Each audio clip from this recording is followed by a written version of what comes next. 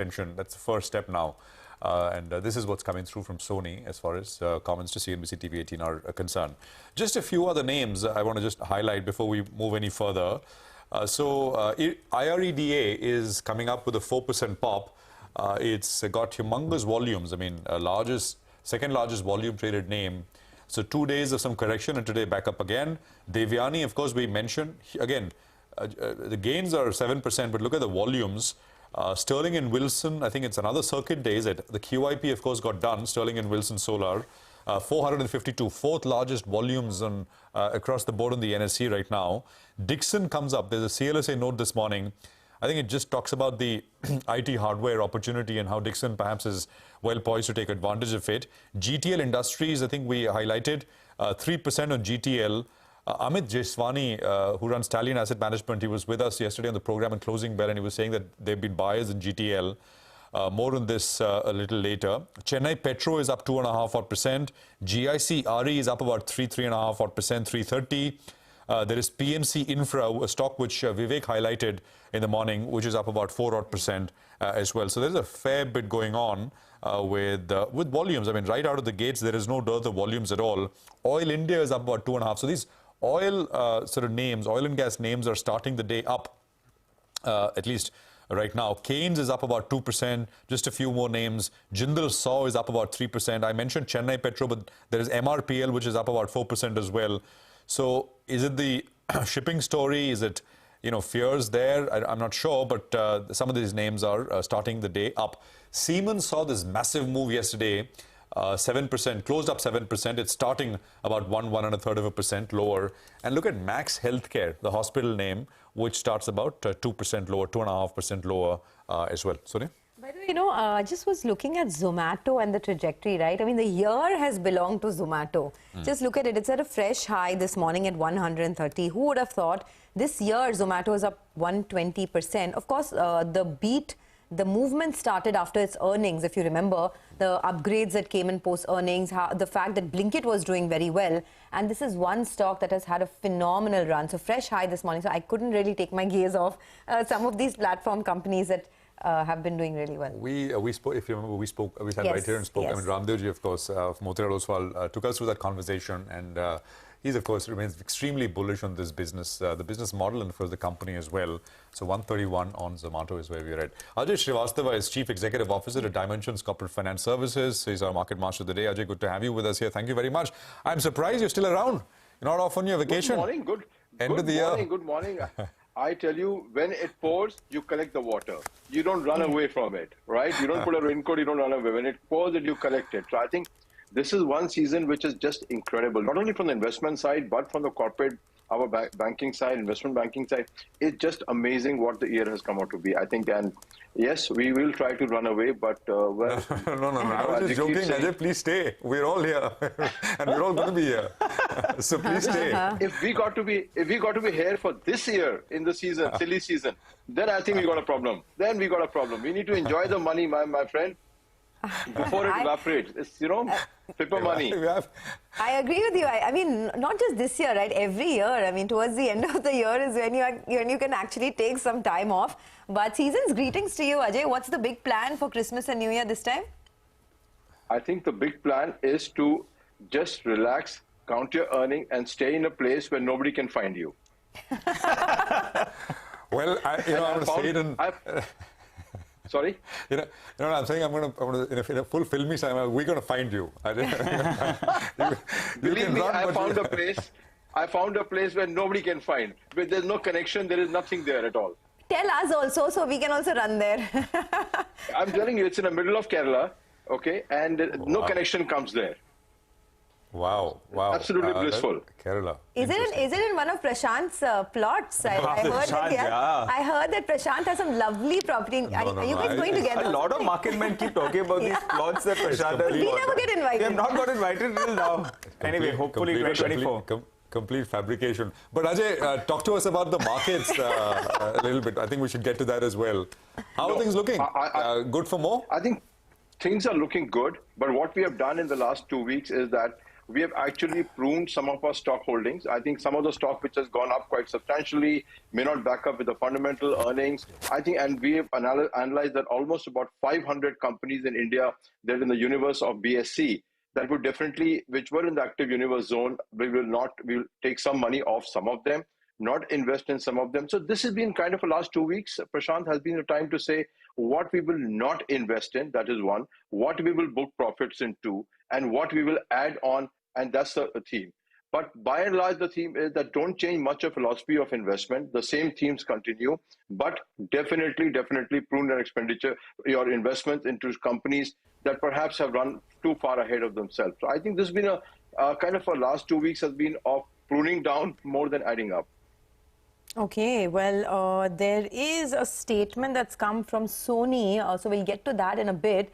Sony's statement has come to CNBC-TV18. So Mangalam will be here with us to just give us an update on that. Zee Entertainment now is down almost about 2.5%. So we'll come to that in a bit. But before that, Ajay, you know, this year, we were just chatting about it. This year has belonged to some of the laggards, right? I mean, Zomato, for example, it's come into its own this year. Profitability has come back in a big way. The stock has doubled. But do you see this as a structural upmove in some of these platform companies? Of course, it is a structural upmove, Sonia, for three reasons. One, the large mass of Indian investors which doubted such companies and said, you know, they're the cash burners and they're not going to do anything at all. So it's kind of now people are chasing the stock because lots of portfolios didn't have it, didn't believe in it. You know, we must understand that we have a legacy of investors who are, you know, who can understand steel, cement, but don't relate to these companies, partly for a valid reason that they couldn't understand loss, etc. But in terms of business proposition, absolutely amazing. In terms of monopoly status, it's a tick mark in the boxes. You know, you can't get a competition to come in apart from, say, Zomato and Swiggy. I'm not saying invest either, but I'm just saying the fact that you cannot get competition in this sector in a hurry at this point of time. You've seen how Nykaa has taken the lead in the fashion business and how Reliance, a physical, one would say company of the old type, is trying to catch up with them. So it's not going to be easy. But, and as they always say, and what happened in the political landscape, you need to change your portfolio. You saw what happened to the two chief ministers, right? New guys came on board. So if your portfolio is not carrying new guys, I think you're not going to do service to your portfolio in the next 2-3 years. It's ridiculous to have the same old companies in your portfolio. The world has changed. Indian market has given you 300 new companies in the last 2 years. You can pick and choose which one you like. But some of these, which have got real scale now, they are phenomenal and they're going to go higher. Just, think of the scenario, 5 years down the line, this company is serving, instead of 130 million customers, it serves 400 million customers. The scale and magnitude of Indian population is just amazing, absolutely. So I would say, if you don't have it, take the new age companies in your portfolio and just structure yourself to believe that you need to get 30-35% of your portfolio in new companies, new areas which have come up. Look at watch retailing. We never knew it would happen. The company's done phenomenal. Airport lounges, phenomenal, absolutely. The new sectors coming up. So I think new age, I would say, define it a little beyond just the cash burning companies, but also saying some of the new sectors have opened up which are never available to Indian investors. So I think your portfolio, definitely, we have said to our team very clearly, 35% of a portfolio has to be in companies which are listed in the last 3 years. All right. Ajay, very quickly, if you could tell us, what would be your asset allocation as of now? Personally, I'm keeping my SIPs going, but I'm also, buying some gold sovereign bonds as well.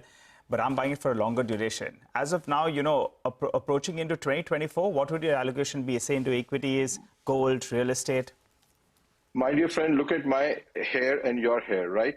So my concept of life is very different than your concept of life. At this point of time, we are enjoying life by playing literally, okay, to be fair to us, honestly, we have fair amount of real estate investment at this point of time. So if you look at, the allocation to real estate continues to grow at this point of time. So 30% or 40% of the money which we make, it actually goes back to real estate at this point of time. Balance, we're done with gold. I think gold, we got whatever we have. I think it's all equity at this point of time. There's reasonable amount allocated to gilt fund, but not such a significant to make a merit a mention. But there's a reasonable amount now parked in gilt funds to hopefully ride the next wave and give us liquidity as we need in equity markets. Okay, luckily you only spoke about the hairstyle. I was worried about you get into the bank account, then I would be in trouble. Just stay with us for a bit. We need to address that story coming in on Zee, and Sony has given some clarification. Mangalam joins us. He's got us all those details. Mangalam, go ahead. Well, the latest that has happened is that we've heard from Sony, and this is on Zee's notice that came yesterday, which asked them for an extension to the deadline for their contract itself, or the merger agreement that the companies had. To that, Sony has said that as per the contract, Sony is required to start these conversations, but it has not yet agreed to a deadline extension. And that's an interesting one because the deadline is very near itself. What will make Sony agree to this? Well, they're saying that, they look forward to hearing Zee's proposal on how they plan to complete the remaining critical closing conditions, of which one of them, I presume, would be that of leadership. Puneet Goenka, being the leader of the combined entity, whether Zee would agree to, to go in favor of the merger and not just the leadership itself is something that we will have to watch out for. Until there is clarity on that, the remaining critical closing condition, Sony is unlikely, to go ahead and give their permission for the deadline extension itself. So that's a story that we will monitor closely because it's the 19th of December and 21st is where the deadline expires. Okay, Mangalam, thanks very much for that. That's Zee in focus and under pressure. Ajay is still with us. Ajay, any thoughts? Zee, you heard Mangalam outline what's happening here? I think it's a greatly avoidable stock. There's so many better things happening there. And it's a binary. If it merges and if the leadership is same from Zee, then why would I buy even this combined entity? It's all about buying leadership. This is one company where if the transition happens from Zee leadership to Sony and they combine, it's certainly not on my buy list. Okay, it's certainly not on your buy list. What is on your buy list now? Where are your sights set? Because there's so much happening, right? I mean, there are renewable energy companies, power companies coming back in a big way. There's defense, there are commodity stocks, autos are coming back. So where do you see alpha being generated now over the next, say, 12 to 18 months? I think the alpha, in our view, would come really from the stocks being driven at the mutual fund level at this point of time. And that alpha would come perhaps again back to the same. That's why I said, Sonia, the thesis of investment does not change in India, given what scenario. Whether it's a defense, whether it's a railways, whether it is a capital goods, I think that's the more important one. The thesis remains that you stick to these companies, and whenever you get a correction, you just go into these companies. The retail is out at this point in time. The only one which did a good job this year and which is out of our favor at this point in time is Pharma, because that is too expensive given where the valuations are and what we are seeing in the US market at this point of time, whether it's a biotech sector, whether it's a pharma sector, all under pressure at this point of time. So therefore, pharma definitely is out. So that's why I said important to see what you keep out of it. Retail is out of our portfolio, except for one large company, that's it. But then the focus remains where it was earlier. Nothing new. Unfortunately, nothing new for the investors to say, what new can come. The only thing we're ensuring is wherever we see government policies impacting our share price, like what you saw in sugar, we were zero in sugar. We have kept our list and says these sectors we want to keep away because one move, it wipes out your net worth. You hate it when on a day when the market goes up, if you are a sugar company share owner, you see your stock price 7%. It's not 7%. You feel miserable no matter what you made in another portfolio. And I think this is one year where you don't want to be miserable when the market is giving you 30% returns. Okay, since we're talking themes, right, there's also this artificial intelligence theme that everyone is playing, and we just had a word with the management of Happiest Minds. They're doing something in generative AI. There's Zensar Tech, Affle, Cyient, and stocks like Cyient are sitting at fresh highs. Is this a theme that you would play? See, this theme we have played in the US market. It's worked very well, wonderfully well. So I would still believe that if you want to play this kind of theme, you are best advised to put in the US market because they're much better companies, much smarter companies, and they give you, you're talking alpha returns. Look at what happened to the largest 5 companies, their tech companies. That's the real alpha coming out there. So, if anything will happen to greatly to Indian companies, they will lead the charge again. So I would still believe that the AI, technologies, etc., before they become money spinner for Indian companies, you'll get a better way from the US companies. Indian companies also have a legacy business. So yes, incrementally AI business or whatever it comes to them. And it's all confusing. What is AI? What is generative? What will classify? What is digital? It's a model at this point of time. But what we do not see, and I think that's important part, is increased spends out of the US into the technology sector. That's why Indian companies. That's not happening. Same for pharma. That's not happening. So I think one would be advised that if you want to play this theme, US gives you so many more options than India.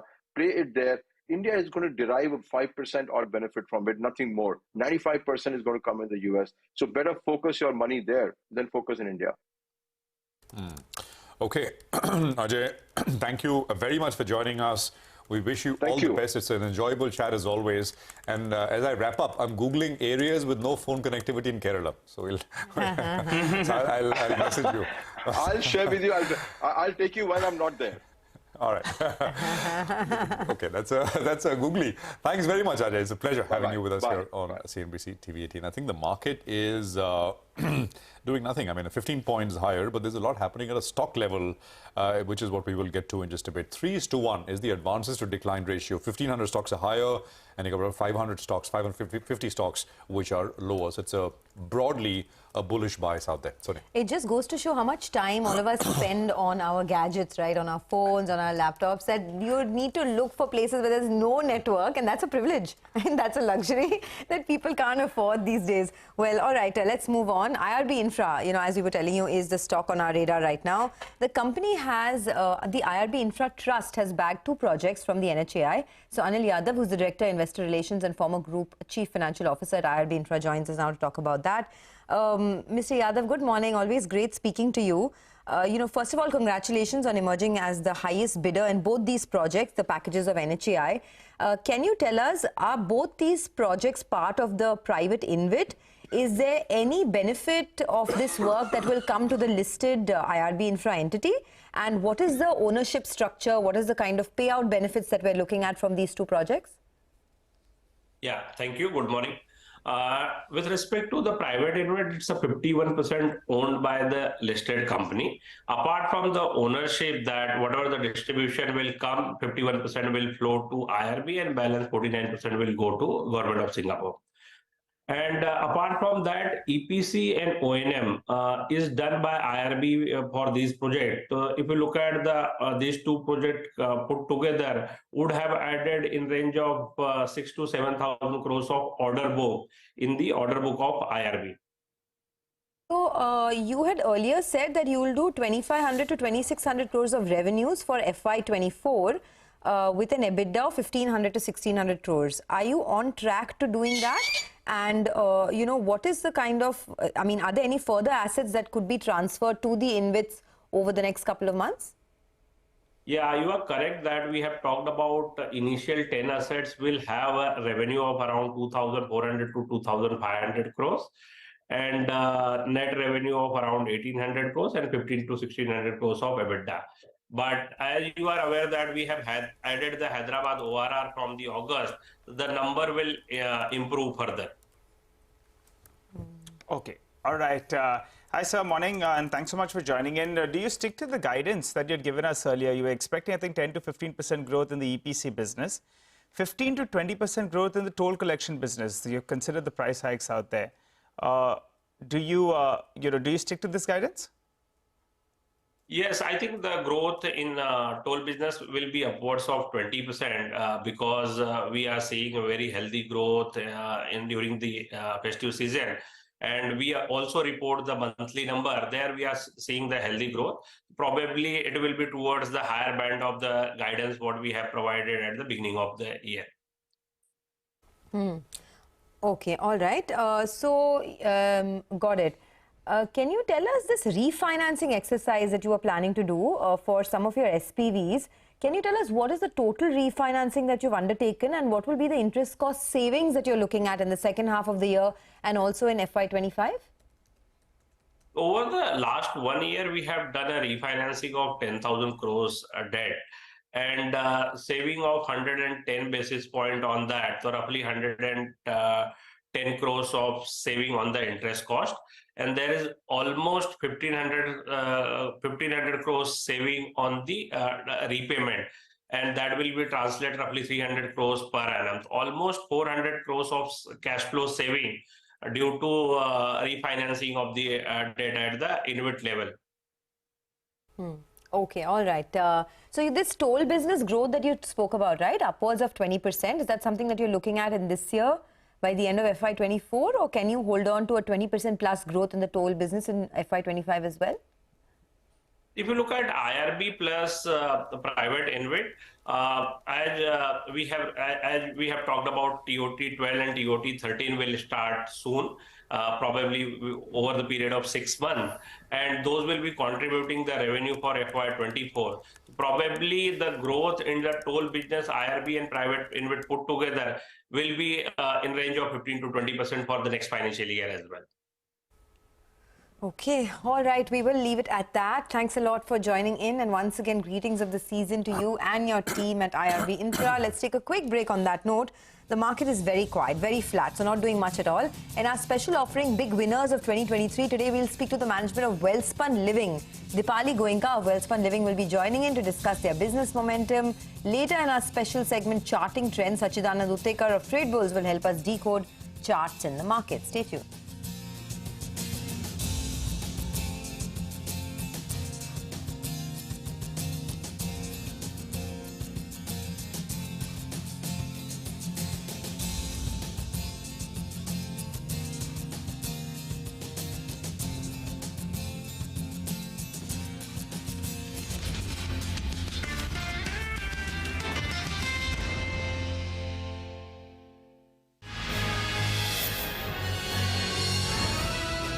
CNBC-TV18, embarking on a quarter century of excellence.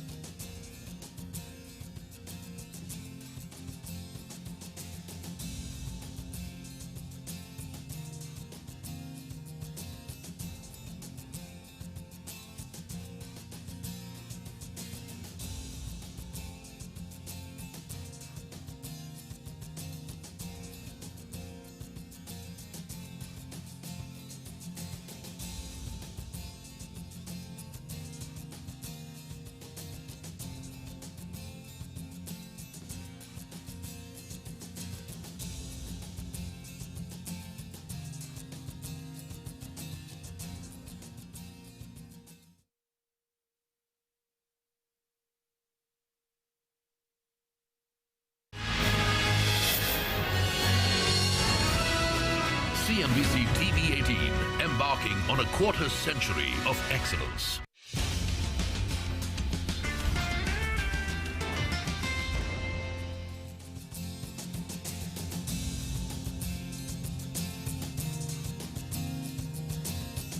Welcome back. You got the market, which is not doing very much.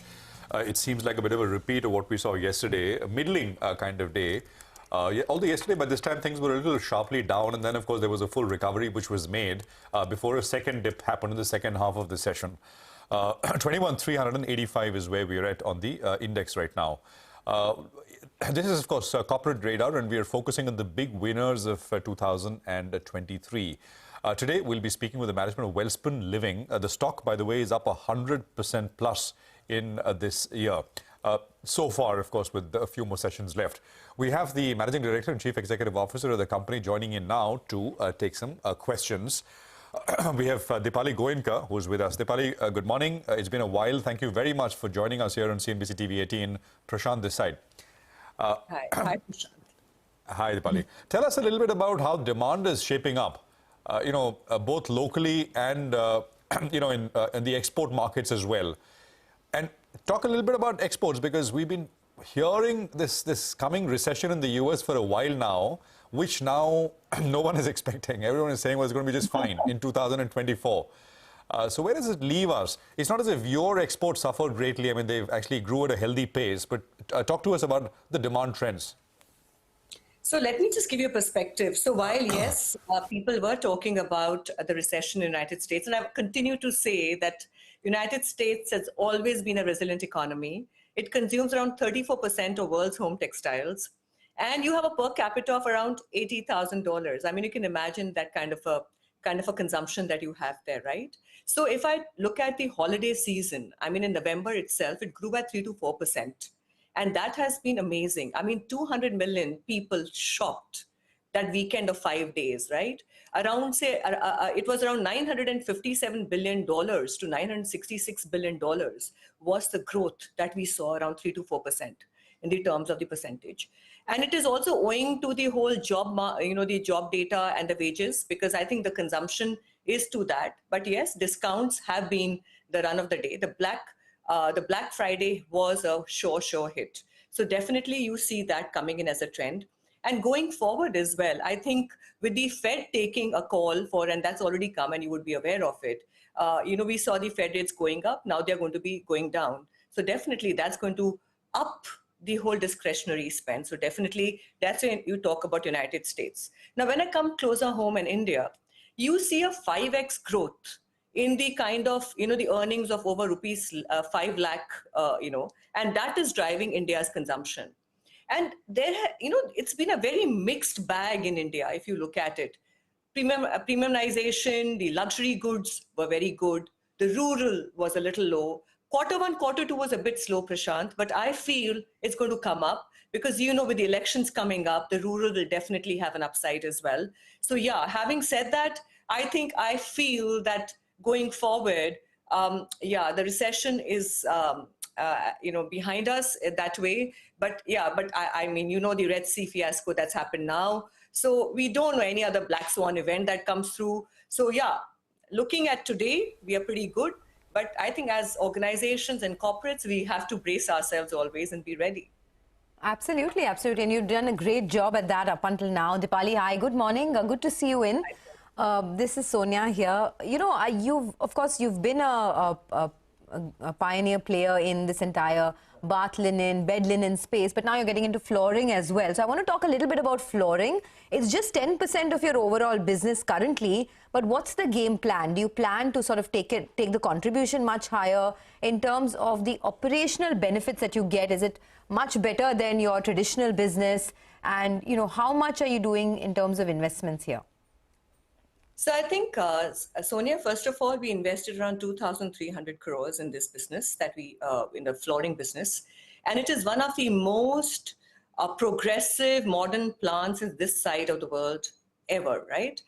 Because usually the countries are like United States of America or, Middle East or China. Today, the advantage that we see in this flooring business is the upside from the China Plus One, because everybody's been talking about traceability in flooring as well. And that is kind of an upside that we see in the United States of America. This business grew 57% this year. I mean, we're looking at year-to-date Q2. And we actually had a kind of a EBITDA of around an upper single digit. So this is where, because we could leverage our capacities, which are around at 63%, used right now. But I think the opportunity here for India as a sourcing and kind of a sourcing hub is increasing. I mean, you see Walmart committing, Uniqlo committing, Toys R Us committing. I think everybody looking at India, and Lowe's also committing to India. So I think the opportunity in flooring business globally is a very important one. Look at GCC, the kind of growth that we see there as well, Sonia. And of course, closer home, India. India, there were around 500,000 luxury market, the housing that was sold. Again, I mean, now looking at the bottom of the pyramid as well. Now look at the government policies that are coming in the housing market, cheap housing. I think we see that kind of a boom that's going to definitely come in and be there and retain us. So yes, that's where it is. And by the way, Sonia, we are not a traditional business. We talk about ourselves as home solutions, as Welspun Living. Of course, you've evolved. I mean, from home textiles to home solutions, now to flooring. So you're definitely keeping up with the times. But can you help us with some numbers on the flooring business? On an average, I think your quarterly revenues are about 250 crores or so. Does that mean you can end up the year FY24 with about 1,000 crores or maybe, 800 to 1,000 crores? Are you looking at that? How can you build on to that number in FY25? Just trying to understand what the growth rates could look like in flooring. Flooring, I'll tell you one thing. India is, again, a very big market for us. And of course, globally as well, GCC and the other countries also are coming to play up. Flooring will maintain a steady state as we have committed. Now, if I look at 2026, and I'll give you the numbers of even Welspun Living, we'll be around, 15,000 crores in, our top line. and flooring being around 2,500 crores by 2026.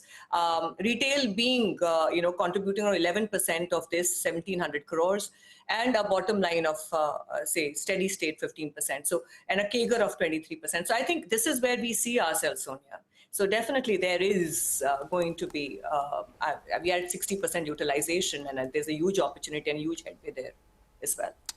All right. Good morning, Ms. Goenka. Nigel on this side. I recall coming across to meet you a few years ago, and you laid out a plan. It appears pretty much you're on track with regard to what you had set out. So pretty good going on that front. Now in the near term, that's FY24 as well as FY25. I think in the last analyst call, you were guiding for low teen growth, maybe around 10 to around 12% approximately, with margins at around 15% and maybe debt coming down as well, as you've done some debt reduction. So give us those numbers. In the near term, that's 24-25. Do you stick to that low teen growth? Do you want to upgrade that? And also the margin front, will it be at around this 15%? Can the net debt level come down to around 1,000 crores? Please go ahead. So Nigel, hi. So we will maintain our numbers of a steady state 10% because you look at a base, it's massive, right? So yes, so 10% steady state kind of a top line and EBITDA of around 15%. Just want to be very, very clear that these are the numbers, and it's kind of it's not just home textiles alone, right? It's everything that comes to play here. So yeah, that's what we're talking about. We're talking about a net debt, and net debt we have committed to be around closer to around 1,000 crores, and we're going to maintain that as well. And that's where we see, and we will continue. And so any other investments that we'll do, we'll look at with prudence as well in the terms of a ROCE, and which is now at 14.6, and will be, will get better as we go towards the end of the year as well. And the last recorded number of the net debt was 1,600 crores, which came down from around 1,800 crores. So in the second half of the year, it comes down by 500-600 crores. Are we getting that correct? Yes, absolutely, Nigel. Closer there, yeah. Okay, got that. I want to understand a little more about pricing, right? How are we looking at pricing, both in terms of the flooring space as well as in, the bed and bath linen? Is there scope to increase prices now that, of course, consumption is also picking up, demand, premiumization has come back in a big way? Can you increase prices further across the board? It's about the, the basket. It's a product basket, Sonia, that you talk about, right? And when I talk about United States or globally, I think it has to be very, very competitive. And I think that's where it's a very, very volume kind of a game and volume kind of a perception. I mean, the consumer is, believe me, in the past 20 years and the 30 years, the prices have remained constant. Only the offshoring happened, right? So I think as suppliers to these kind of countries, we got to be looking at our competitiveness, coming closer. And I think I'll also give you a perspective here. Our share of shelf has improved. So when I talk about a share of shelf, it's not just the private label that we sell here. The Q2 sold 67% of our innovative products for exports. Then we have our, licensed brands like Martha as well. That actually, and these kind of global brands like we have Martha, or like a Creative Collab, Christie, which is our own brand. They actually contributed to a growth to around 17%. So I think it's also the product mix that you're talking about. It's not just a towel and a sheet that we sell here. We have rugs, we have bath rugs, we have carpets, flooring, and also additional portfolios that come in with our licensed brands like flannel, fashion bedding. So that actually increases that kind of your product basket and your product mix, and hence your enhances your product mix as well, right? And India, of course, Spaces is doing very well, which is a premium brand. And our Welspun, which goes Har Ghar Welspun, we are on 15,000 MBOs that we're present in, growing to 50,000 stores by end of 2026. So yes, that's where we are, and we're good to go. Looks good. It's a pretty comprehensive portfolio in that sense. Just to touch upon something you mentioned right at the beginning, and this is slightly near term, which is these shipping disruptions. They're not yet to become very large, but everyone is talking about this. Can you tell us, what is shipping as a percentage of your total sort of cost? And in 2021, we had, container rates, etc., had shot through the roof. At that point, did you get hit in a quarter or two? What can we expect? That year was absolutely a chaotic year, Prashant. And all the three C's container, cotton, and the whole coal, the energy basket went for a toss for us. And when I talk about the whole containers and the whole ship, that actually contributes around 5 to 7% of a total, kind of cost that we're talking about, because we actually till today we ship around 90% of our goods across, right? Across the globe. So yeah, that's where it is. But having said that, I think the interesting thing is that, these which actually change our whole destiny, we are completely in control. So we really are managing everything. And I think for all of us at corporates, at level, I think it's not just about reactive analytics. And now we are going towards predictive analytics as well, Prashant. So I think for us as organizations, being more proactive, an ability to see and preempt what it could be is a very, very important, it's a necessity. It determines your fate. And I think that's going to be the way forward as well. So I think for all of us, I think the predictive analytics, the way we are going to be looking at ourselves is going to be really the norm as well. Oh. All right, Dipali, we'll leave it there. Thank you very much for joining us, and we wish you all the best of luck as we wrap up this year and, of course, get into 2024. Speak to you soon again. Thanks very much. Thank you. Bye. All right, that's Welspun Living, one of the big winners of 2023, and looking good. The market, by the way, is down about 46 points. We're at 21,370 at this point in time. Let's move on and talk about markets. It's a special segment, Charting Trends, and we have Sachidanand D. Utekar, Associate Vice President, Technical Equity at Trade Bulls, who's with us. Sachidanand, great to have you with us here. Good morning. Are we at a bit of a critical juncture, or this is one of those pauses which, will last 2 or 3 days and then the move, sort of upward move begins again? Apart from sort of classical indicators like RSI, etc., which of course are screaming overbought, there are no real, big. The price itself is not telling you, it's not broken anything to tell you that there's a big move down coming, even short-lived one. What's your sense? Good morning, Prashant. As you rightly pointed out, markets are looking a bit overbought when we look at the daily structure. In fact, yesterday itself, we saw a doji kind of formation on the Nifty. It was an inside bar, and plus the call writing at around 21,000 was significant. And that's why I think, the market is taking its time to surpass that particular level. But on the lower side, I think at least for this particular series, the floor is well set at around 21,000. 21,070 would be a dependable stop loss zone. Below which probably we may see the trend structure, getting, changed. But as of now, I think there are no major signs of any major distortion. Probably after a very strong run-up of almost, 12 to 10% without any major time and price correction, that's why I think there is some fatigue which may come in. But overall structure is looking very healthy. In fact, if you remember on this particular show itself, at around 19,800, we had indicated one particular setup on the ADX, on the monthly ADX, which actually gave us the confidence that Nifty could stretch its legs towards 21,400. So that particular level has been achieved today. The level has been achieved way too early. In fact, we were anticipating that this particular move may unfold in the end of December, January kind of a legs. But I think the structure itself is looking healthy. The flow has been very consistent. All we need is a meaningful correction, time and price-wise, and that's why I think the trajectory on the higher side, still looks progressing.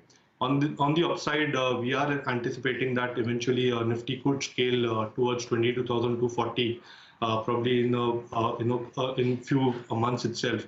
And if you look at a trading momentum play, then I think a pullback towards 21,210, 240 is necessary. So as of now, I think it's a good, healthy trend. All we need a consolidation or a correction.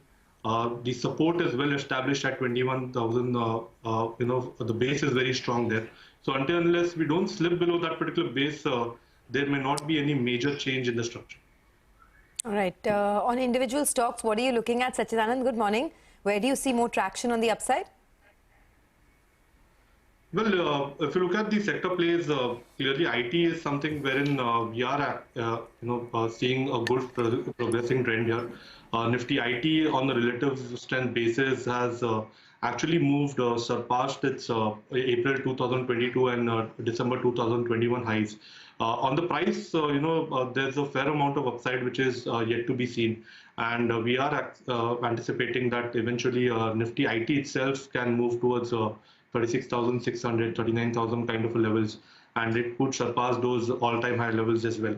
So I think a decline during this particular phase of the market is necessary, and we are comfortable, building long positions here. Coforge is one particular stock that we have recommended to our clients. If you look at the overall structure, the stock has breached above its life high zone. And if you look at the overall structure, it looks like a classic rounding bottom formation on the monthly scale.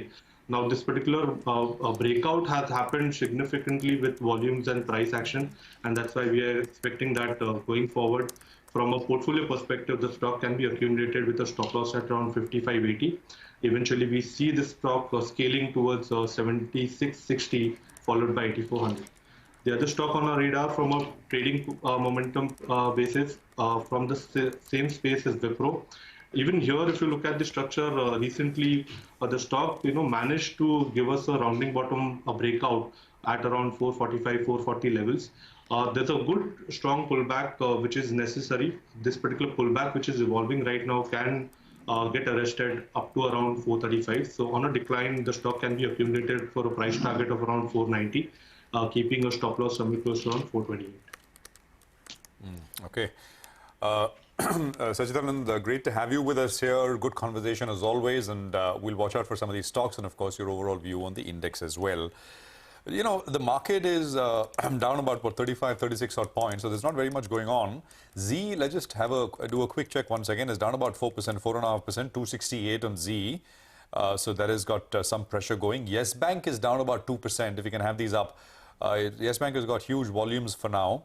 Nalco is down about 2.5%. Stocks down about 2.5%. Bandhan Bank is another one which is down about 2.5%. That's a large one, which is showing up. All these got large volumes. LT Foods is another one, 3.6 lower on LT Foods. Again, only reason I'm mentioning this is because of the volumes here.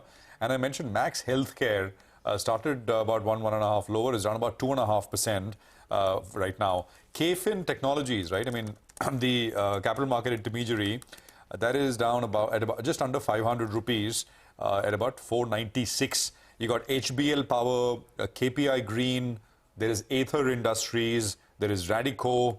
There's a fair bit happening on the downside as well. Market breadth, even with 20 minutes ago, which was 3:1, is now completely flattened out. It's almost 1:1. Almost 1,100 stocks are higher, and about 1,050 stocks are actually lower, and almost coming to a 1:1 kind of ratio. We'll take a quick break here. We are back. We put the focus on commodities. Manisha is going to be here with that just a bit.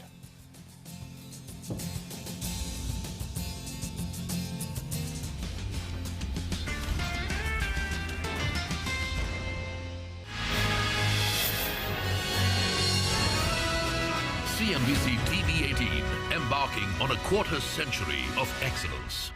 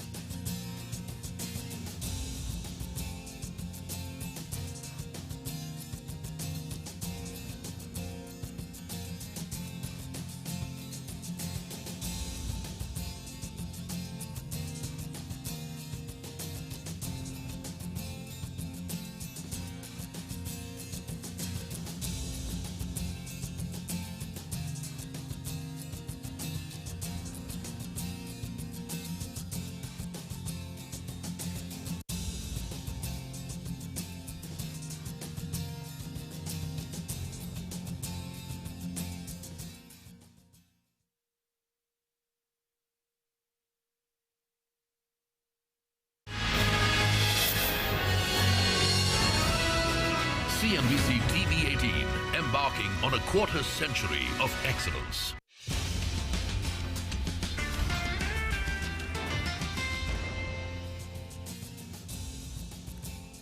Welcome back. Let's get straight down to the commodity markets now. Manisha Gupta is joining in to give us a quick update on that. Manisha, what's the one commodity you're tracking today? I'm looking at the crude oil prices, Sonia, because there's just so much of news flow into this one in sense of supplies, geopolitics, etc. So while we did see a 3% of a knee-jerk reaction on the higher side in case of crude oil prices, those levels haven't held on, and we've seen a bit of a profit-taking coming in right now. But this is a developing story as the U.S. announces 10-nation Red Sea coalition against those Houthi attacks. And this is after we have seen Houthi attacks via missiles and drones on commercial tankers. This is in the Red Sea, or the Suez Canal as we call it. Well, there is support also from the fact that these are bigger names that you are seeing which are halting now operations within the Red Sea. You have in the oil companies BP, Equinor, Urnav. They are avoiding Suez Canal and they will go via a longer route, which is Cape of Good Hope. When it comes to the shipping companies, you have the biggest in the world, which is MSC, and then big giants like Hapag-Lloyd and Maersk also pausing travel through the Red Sea. This is what is adding to premium within the free trades, and also in case of the crude oil prices and various other grains, etc., which actually have had tankers there stuck at this point in time. Suez Canal, remember, is the key shipping route. It also is the shortest when it comes to trade between Europe and Asia, and that is what is bothering. Also, when you look at the overall shipping trade transactions within the world, 15% of that happens via Suez Canal is the reason the markets are keeping a keen eye on to this one right now. Well, apart from that, there are various other statements coming in as well. One coming in from Iran, which says that the Israel-led cyber attack has led to disruption at petrol stations across country. So this is something that's not going to die soon. Other statement comes in from US, which also is pushing the shipping companies to disclose more information on their Russian dealings, whether or not it's at a discounted crude. So there is more restrictions and stringent rules also coming in there. Apart from that, you have Russia, which has now announced that apart from the agreed deal, 50,000 barrels per day of additional export cut is what they are looking at in for December. There also are maintenance, and there has been storms in Russia, so that has added some premium to the Ural prices there as well. And then it is also about the crude Jan, which is cheaper than the Feb. That tells you that the contango is in place. So there is no immediate physical demand that you are seeing in case of crude. Markets also are dealing with record production continuing in case of US. So it really is about balancing within the geopolitical tensions and the kind of production that we've seen come in from US. This is what we've done in sense of prices. Last 1 week has seen a strong run-up, so 5.5% of a jump up in case of prices. But when it comes to last 1 month, it's 6% down. In this year also, we are into negative by 4.5% when it comes to crude prices. All right, Manisha, thank you very much for that. So that is commodities in focus. Apollo Tyres is the one that we're focusing on right now. Sudarshan is here with details. Sudarshan.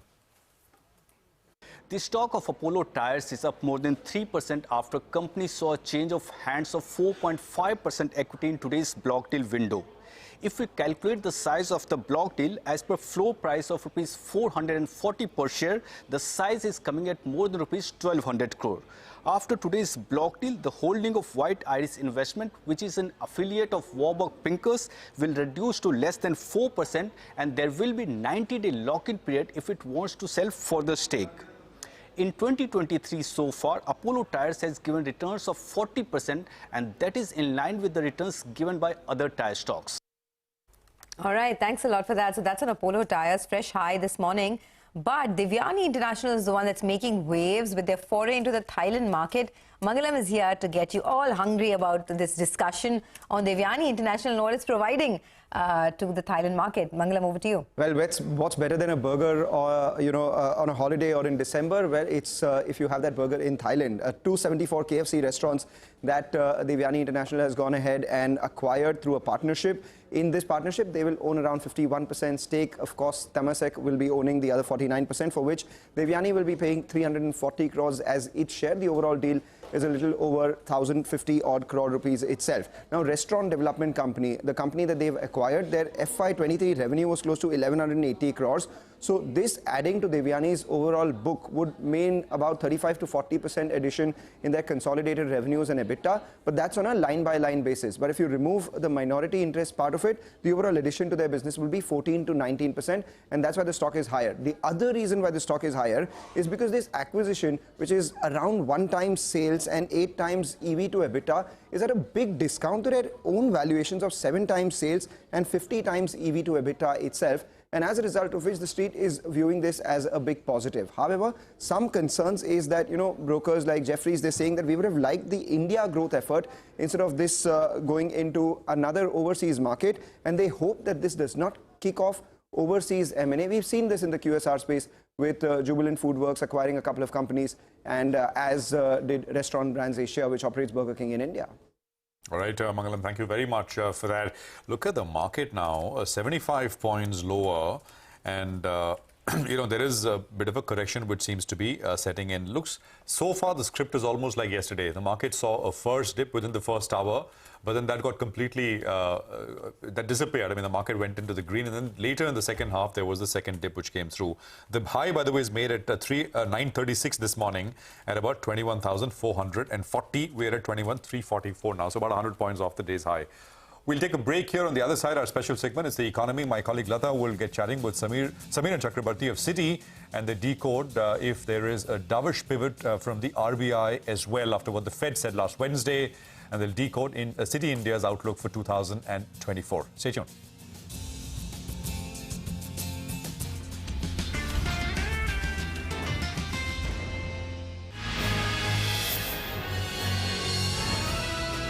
CNBC-TV18, embarking on a quarter-century of excellence.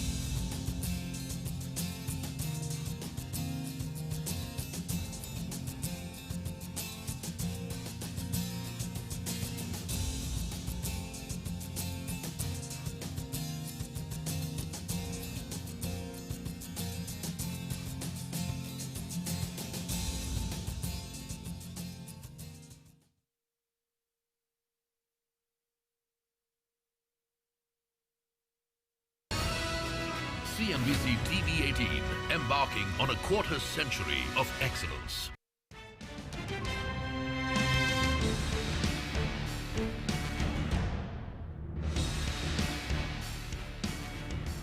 Welcome back. We all have spoken a lot about the Fed's dovish pivot, but a quiet RBI dovish pivot seems to be happening.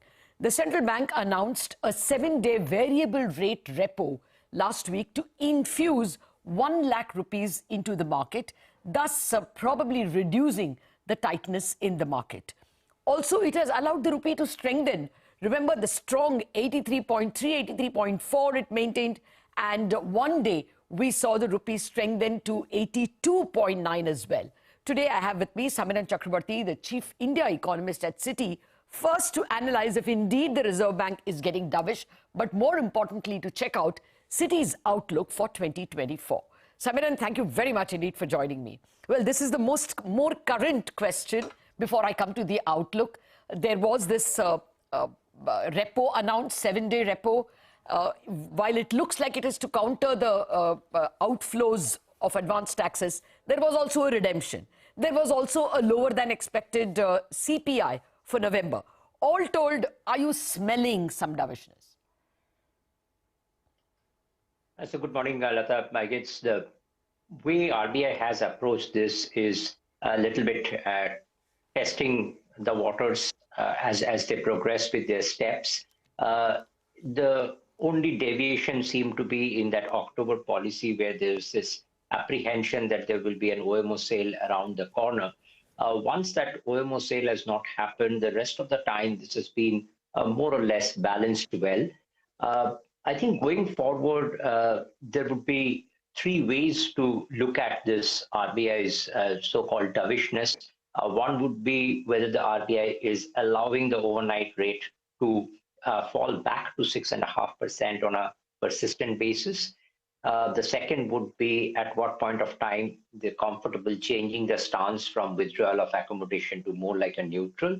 And then third would be when the actual rate cut comes. So this will be a sequencing which will take probably several policies. And in between, we have to deal with the volatility in inflation. Let's say, for example, the next inflation print we expect could be above 6% as well. So it's difficult in that backdrop for RBI to sound very dovish, because ultimately that 4% medium-term target RBI is extremely closely watching. Okay. No, that point is taken. All I'm asking is that with this repo announcement and RBI allowing the rupee as well to strengthen a bit, is the complex, combination giving you a sense that the call rate may be allowed to fall from that 6.8, 6.75 towards 6.5? Is that like, early Jan or something like that? So obviously the global backdrop is becoming much more positive. We were dealing with 3 different global headwinds: higher yields, higher dollar, and higher oil prices. Now all 3 of them are receding, and receding quite fast. So it's obvious that RBI would be more comfortable in lowering its guards a bit on the hawkish side. But whether that will translate into actual easing to the extent that market would want, I have my doubts, because there are some domestic considerations as well, like, say, for example, the credit spreads or the equity market valuations or the unsecured loans part, which RBI has been highlighting.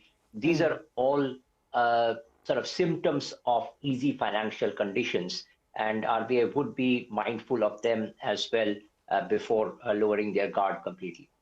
Oh, yes. And we've already seen the Fed members starting to make those statements, whether the easing of financial markets is going to lead to some looseness, which the Fed doesn't want.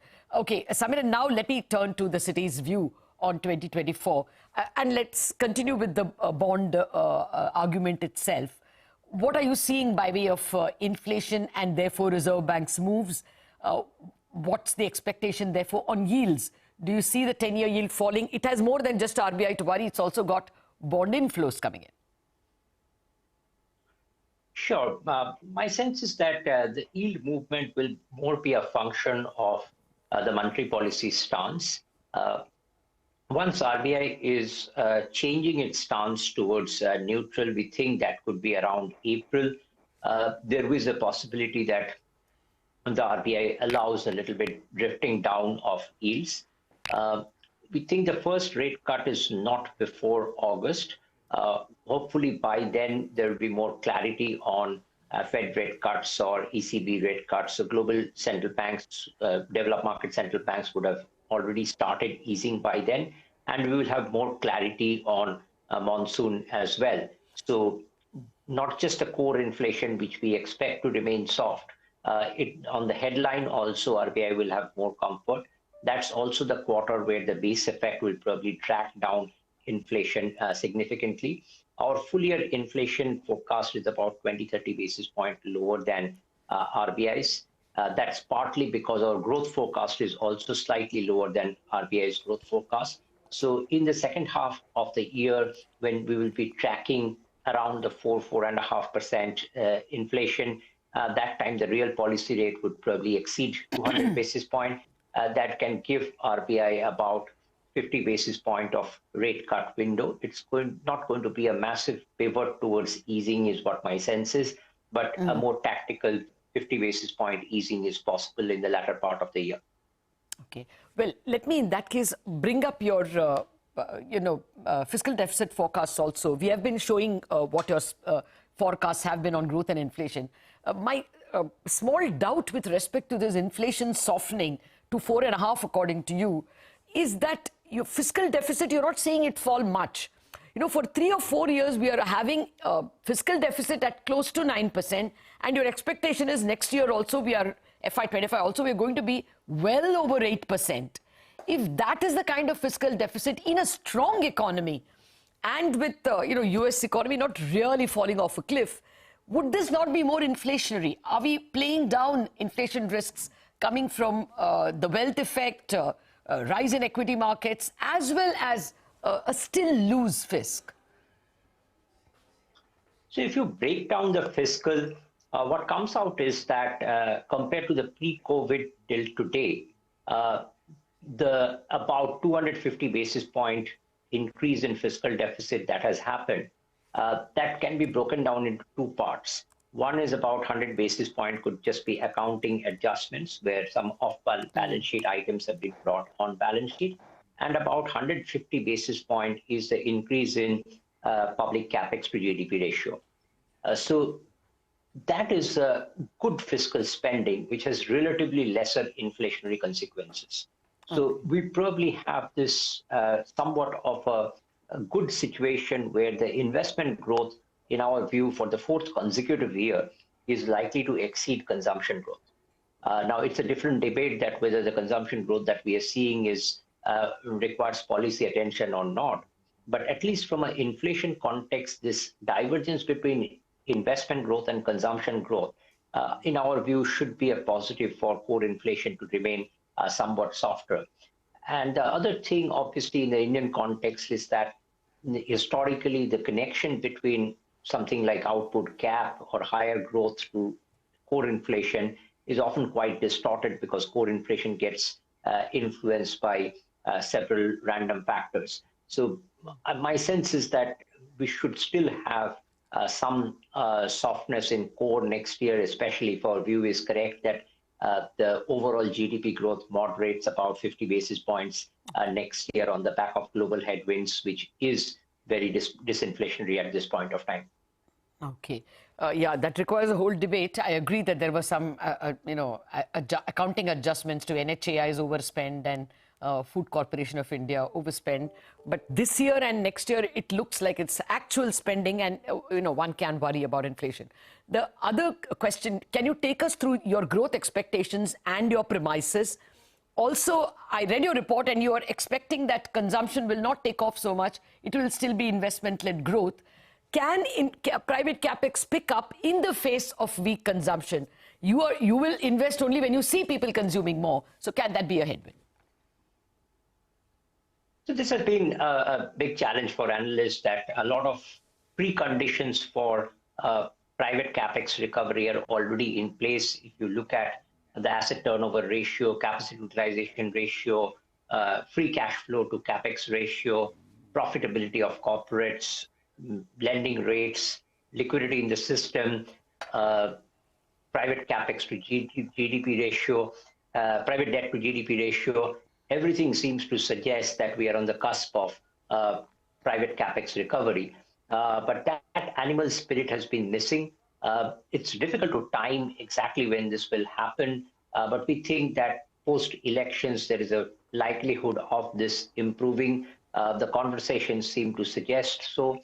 The FDI numbers till now have not been reflecting that much of actual investment, although the intentions are much higher. So those intentions will probably get translated into better private capex in the latter part of the year is the forecast that we are making for now. But overall, we think from a slower global growth, which is Citi's house view, there would be some headwinds, which would mean that the GDP growth would be about 6.2% in FY25. And we see that investment still being better than consumption. Within investment, early part of the year, we might not see that much private capex, but in latter part of the year, private capex matching public capex. And in consumption side, urban seems to be slowing down on the margin because of several headwinds, while there are some very early signs of rural improving, but we need to give it a bit of time for it to stabilize. So that's broadly what we are thinking on growth right now. Okay, I'm borrowing 10 seconds from the next show.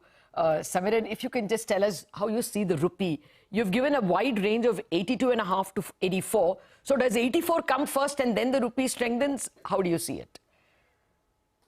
We actually have the opposite view that initially it comes towards 82.5 and probably this good news came even earlier than we thought with this Fed speak suggesting an earlier move.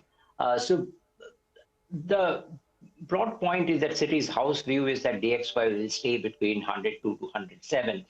In that sort of a range, the rupees having a 1.5% range for the year seems to be more appropriate to us, as it will be less volatile compared to the rest of the currencies. And as of now, whatever valuation matrix you look at, they look quite comfortable. Our balance of payment forecast for next year is also in that not too hot, not too cold range of about $30–40 billion, which should be good enough for RBI to keep the rupee in a relatively narrow band.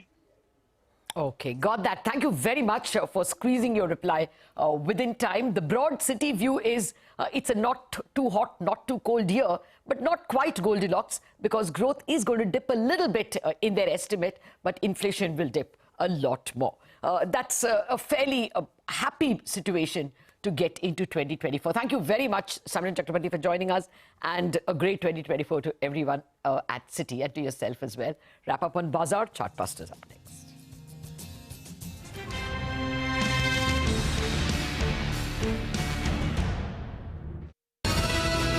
CNBC-TV18, embarking on a quarter-century of excellence.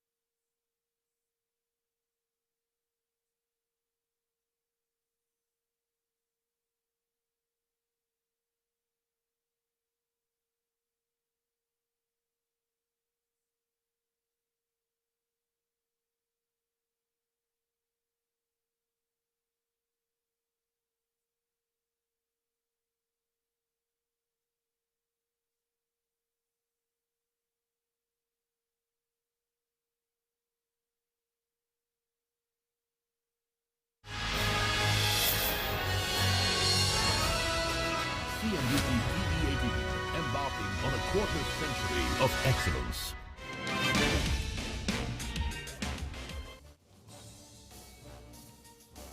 Zee slumps over 4% after Sony tells CNBC-TV18 that they haven't agreed to a deadline extension sought by Zee and are looking forward to hearing Zee's proposals. India Glycol stock is up close to around 8% as we speak after receiving contracts worth over 1,100 crore rupees from multiple oil marketing and oil companies to supply ethanol from grain-based ethanol plants. Devyani International rallies as it forays into the Thailand QSR market by acquiring 274 restaurants under the Restaurant Development Company in partnership with Temasek. KPI Green Energy slips after the company launches a QIP to raise funds. Sources say the company will raise up to 300 crore rupees at about 1,183 rupees per share, nearly a 10% discount to yesterday's close price. Delta Corp surges as the stock comes out of F&O ban list. The stock is currently higher by around 5%.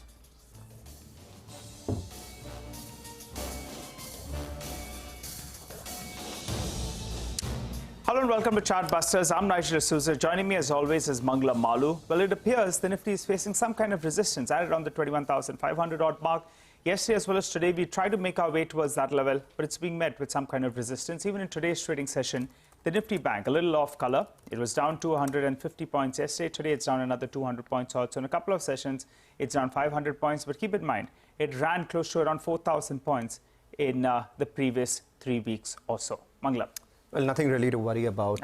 All these red marks that we're seeing at the top of the screen, largely because they pale in comparison to the rally that we've seen in the previous couple of weeks. And importantly, it's the end of the year as well. So soon we will see participation of institutions come down as well. So those are a bunch of things we'll be watching out for. The Nifty in a range itself. So let's talk about that range. We have Shilpa Raut of Prabhudas Leeladhar joining in for a quick technical check on the market. Shilpa, we've seen a big rally. Do you think it's now time for consolidation, stick around, and then maybe look at buying in the dip on the dips? Good morning, Nigel and Manglam, and thank you for having me on the show. Rightly said, we might see some sort of sideways movement, a consolidation phase for a few days before we attempt to make new all-time highs. The individual strike price piece are also in comparison to yesterday's closing at 21,400 for Nifty has seen a minor dip, and the support base now stands at 21,200 mark. So a further dip of another 100 points cannot be ruled out for Nifty on immediate basis. So buying should be at around 21,300 to 250 zones. Talking about Bank Nifty, we also saw that 48,000 is now looking like a resistance for the index right now, with support at around 47,500 to 47,300 zones. So buying on dips is the strategy right now to stay long. But of course, the trend is very positive for 22,000 mark for Nifty and Bank Nifty towards 50,000. All right, and individual stocks, what would you have? I have two buys. The first one would be a buy in HDFC AMC futures. HDFC AMC trading at around 3058 right now. It has a very strong support at around 3030. For the intraday traders, the support at 3030 should be good enough for targets of 3095 to 3100 zones. The other one would be a buy in RT Industries. RT Industries is witnessing since yesterday very aggressive long build-up and very aggressive OI additions at around 7.5% since morning as well. So stock trading at around 609 in futures. I believe it has a very strong support at around 600. So that should be the stop loss. And look for a targets of 630 on immediate basis and little positional towards 680 as well. Okay, all right. Thanks a lot for that, Shilpa. Well, let's shift focus to our special segment where we get you a few ideas for profit from Money Control Pro. Sachin Pal of moneycontrol.com joins us to talk about a stock that he's tracking rather closely. Sachin? Deccan Cements is a small-sized cement manufacturer operating primarily in southern India. While the industry is facing a strong uptrend in terms of the volumes, however, the business has shown a very mediocre financial results in the first half of this fiscal year. Nonetheless, we remain very optimistic in terms of the growth prospects of the company on account of multiple factors. Firstly, the power and fuel costs across the industry are on a declining trajectory. Therefore, the cement industry is anticipated to see an uptrend in the cement spreads in the second half of this fiscal year, and that should benefit Deccan Cements as well in the second half of FY24. Secondly, the company has faced a lot of challenges with respect to growth, primarily due to capacity constraints. However, that is being addressed as the company is in the midst of a Capex cycle, and it entails to nearly double its capacity from existing levels in the next 18 to 24 months. That again bodes well for the investors. Thirdly, the company is trading at a discount to its all peers, as well as the replacement cost. And so stock has also underperformed the broader small cap and the mid cap index by a fair margin. Therefore, investors can look forward to the stock at current levels. All right, with that, we'll slip into a short break. On the other side, we'll again focus on the primary market action. The management of Credo Brands will join us to discuss their IPO. Stay tuned for that. We have Kamal Khoshalani and Rasik Mittal.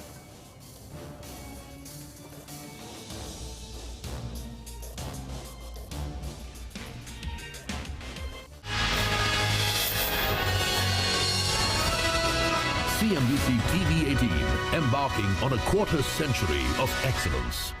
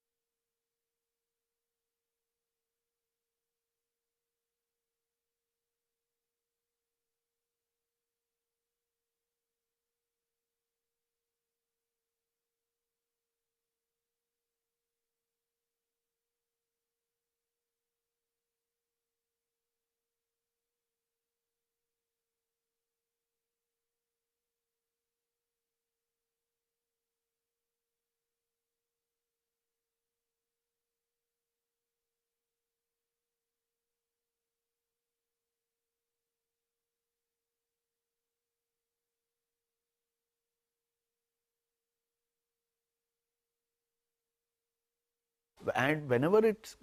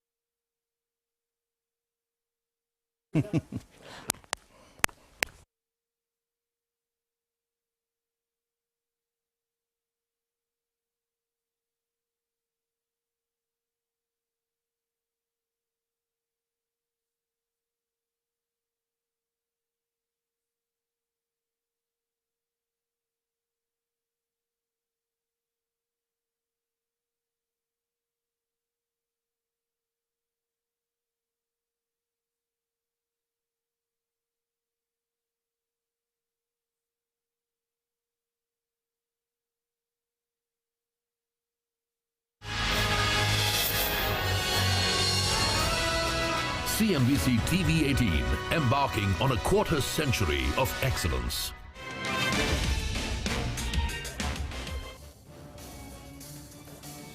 Welcome back. This is a market where we have a lot of primary issuances, and today the IPO that opens is Credo Brands. You would have known it better as the brand at which it sells its apparel, which is Mufti itself. So near 550 crore IPO opens today, and it's an entire offer for sale seeking a market cap of close to 1800 crores. We have with us Mr. Kushalani as well as Mr. Mittal, who are the MD, CEOs and CFOs of the company. Thanks a lot, gentlemen, for joining in. I'm sure from Nigel and me, both of us, sometime in our college days, etc., would have done that rite of passage through Mufti stores, and then we moved on to other brands as well. On a special day, maybe. On a special day, perhaps. But let's talk about business itself. There is a bunch of people who are looking at this casual fashion sort of avatar of this business. You do revenues of just about 500 odd crores. The market is a lot larger than that. What's the revenue potential, growth potential for you going from here, given that you are a 25-year-old brand? So, two things. When we look at the revenue as per the way you book it, it's it doesn't truly reflect the positioning and the coverage of the brand or the share of the brand in the market, because it's different on how you book your revenues. As per the industry report, if you see that there's USPA, which has a market share of 3.81 odd %, Levi's, which has a market share of 1.72 odd %, and us, we stand at 1.28% shade below Levi's.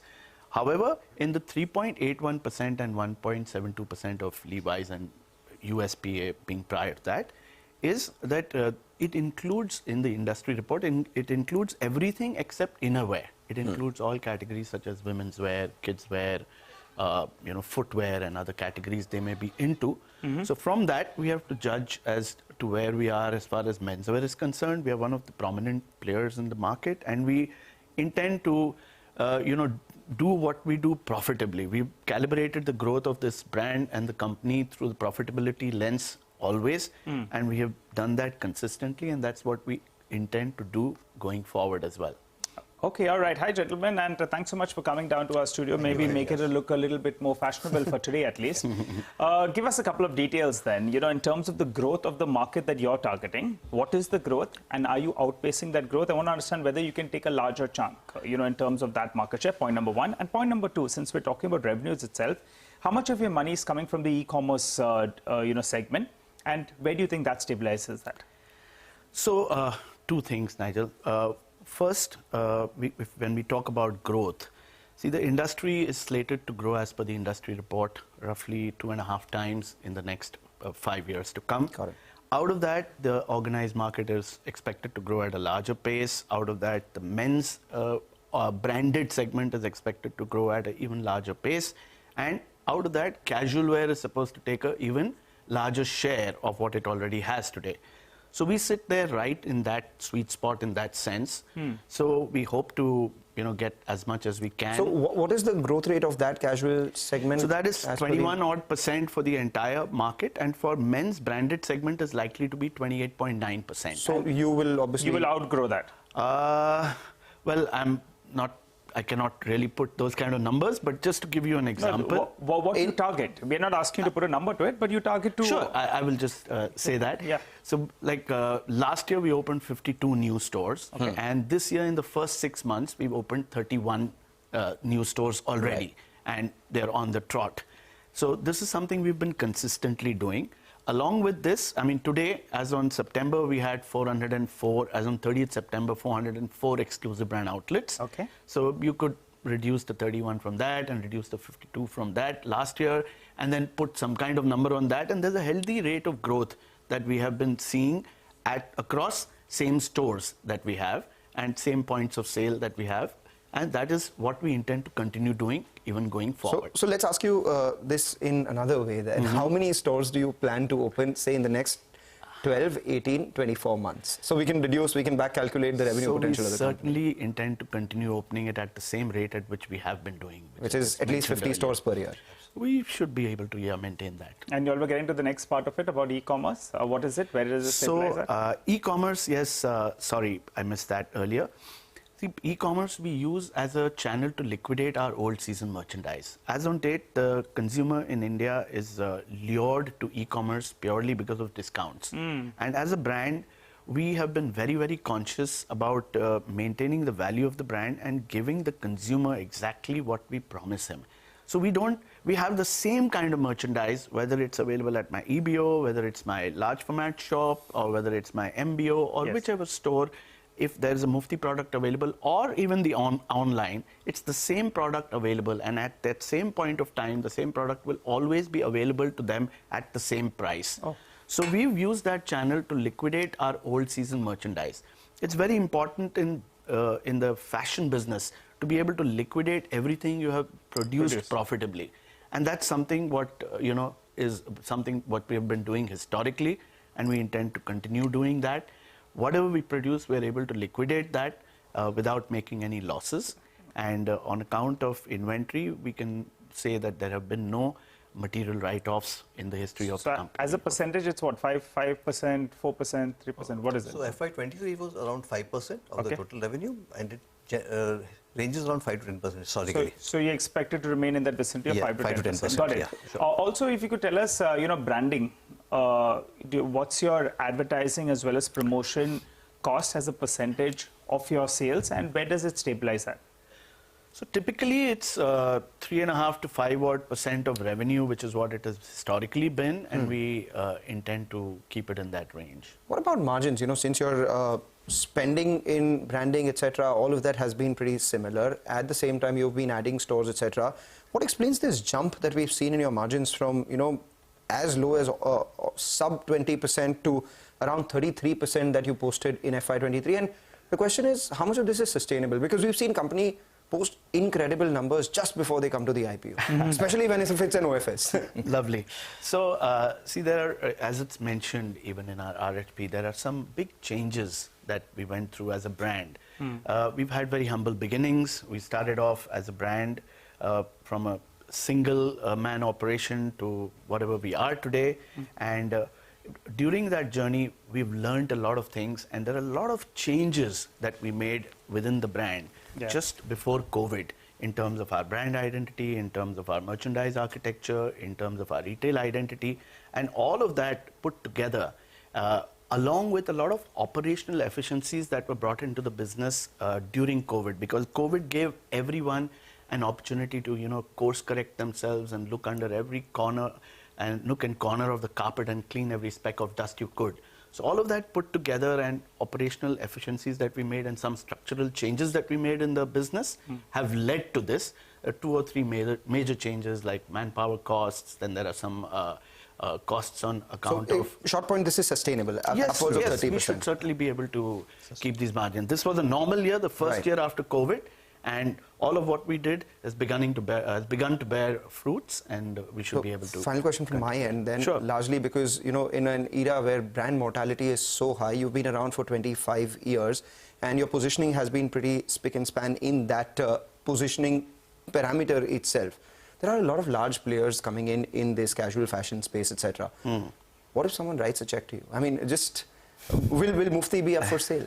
Has someone written a check in the past? Before you all came to do an IPO and raise some money from the market, have you all been offered? Let me buy you the check, sir. I think your business is doing well and I want to buy you out. Have you been offered that? There was a time when there was somebody who did approach us for that. But however, this is the only business that I've done, and this brand is a labor of my love and passion. And this is what I started when I was a young boy, and I've come to where we are. And it's run by me and my family, and of course the rest of my colleagues. And the whole business has been built on relationships from the front end to within the company to the back end. And we're all one happy family moving together. Everyone's grown together. Okay. So we intend to, continue doing that. Well, we wish you all the well, sir. And in fact, I'm sure you put in a lot of hard work into this business. We thank you for joining in and educating us about this business. On listing, we request you to join us back. We'll try to squeeze a couple of numbers out of you, margin trajectory, as well as the path with the 3-year time horizon. Thanks for coming down. Thank you. Thank you. Well, time to slip into a short break, guys. We'll come back and we'll continue our focus on markets and on stock-specific action. Don't go anywhere.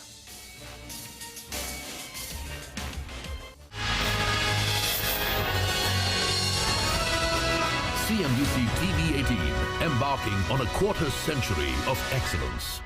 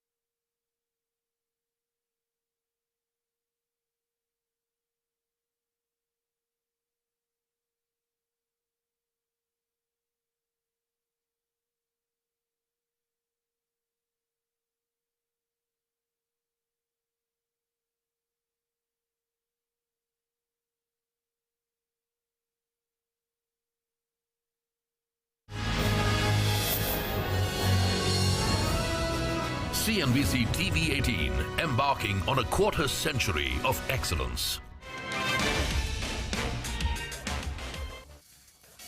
Welcome back. Well, the markets are down close on 25 to around 30 points odd, but a lot of action actually from the broader markets. You pull up India Bulls real estate. That stock has spiked up in the last few minutes. So the intraday chart comes out there. IRFC, that's another name that's moving well. We're talking about India Bulls real estate. So I think we should get that one up. IRFC is the other one that's done very, very well. So that one is well, spiking up as we speak, moving to the high point of the day. And Oil India and Voltas, just the intraday charts actually should come up for you because both those two have had a move, particularly in the last 20 minutes or so. And the chart will tell you the picture spiking up to the high point of the day. And finally, LTTS, well, that one has moved to the day's low in the last few minutes. Voltas, remember, has been a relative underperformer, but now it seems, it's moving up as we speak. Speaking about relative underperformers, the FMCG pack, that was, absent from the up move that we saw, and now that seems to be waking up.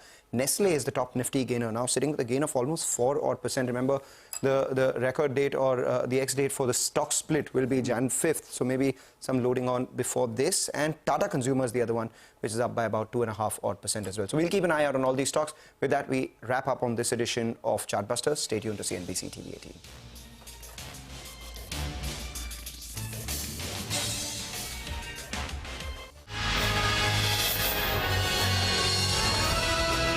CNBC-TV18, embarking on a quarter-century of excellence.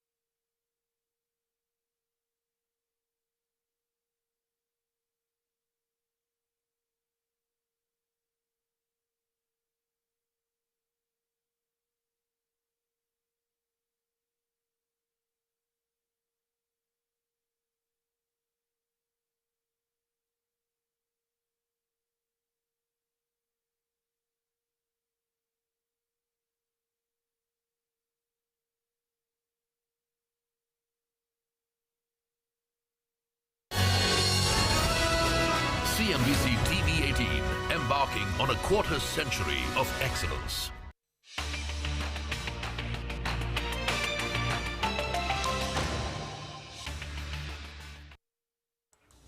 Hey guys, good morning and welcome to Trading Hour. I'm Pavitra, with me is Reema, and for the markets, it's definitely another day of consolidation after, we saw that super run last week. So right now we're trading with a 30-point cut. What I do want to mention is that the dip that we got, pretty early on in trade, that has got a little bit bought into as well. Of course, we're still around 80 points from the highs of the day, but you are seeing that even that dip that we got has been bought into a little bit. For the banks today, you're seeing a 130-point cut, again, off the lows over there as well. And today, it is the larger, PSU banks which are seeing more of a cut. The private sector banks, which yesterday were under more pressure, are faring relatively better today. And it's also a day when the broader markets are seeing more of a correction. So if you take a look at the mid-cap index, that is down 225 points right now. From the opening levels or, very early on in trade, it's down almost 400 points. You're seeing a little bit more of a correction come through there. The advanced decline is negative, but it's not too bad. You have around 1,400 stocks which are advancing for around 1,500 which are in the red. I do want to point out that there are some, larger names which are holding it together today. So names like Reliance, ITC doing well, and that's adding support to the market. And that big crude impact is playing out. So names like ONGC and Oil India are also holding it together for us. But Rima is at the wall now to take us through some of the big stock-specific moves that really stand out today, Rima. Thanks so much for that. So starting, top down with the sector, it's the consumption names. So Nestle has moved down with a rally of about 4%, a 2.5% gain for Tata Consumer, and ITC too has a gain of 1%. Now moving on to stocks, Kaynes Technology, a big 5% up move after they've launched a QIP. And the issue price for Kaynes, QIP was close to about 2,424. And look where the stock is right now, 2,723.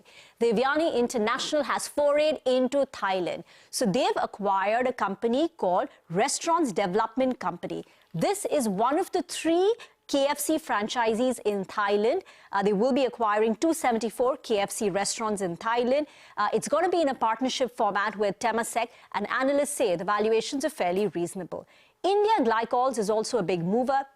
The company has been allocated quantities to supply ethanol from grain-based ethanol plants with the total contract value inching up to almost 1,200 crore rupees. And this is for a period of 1 year starting 1st of November.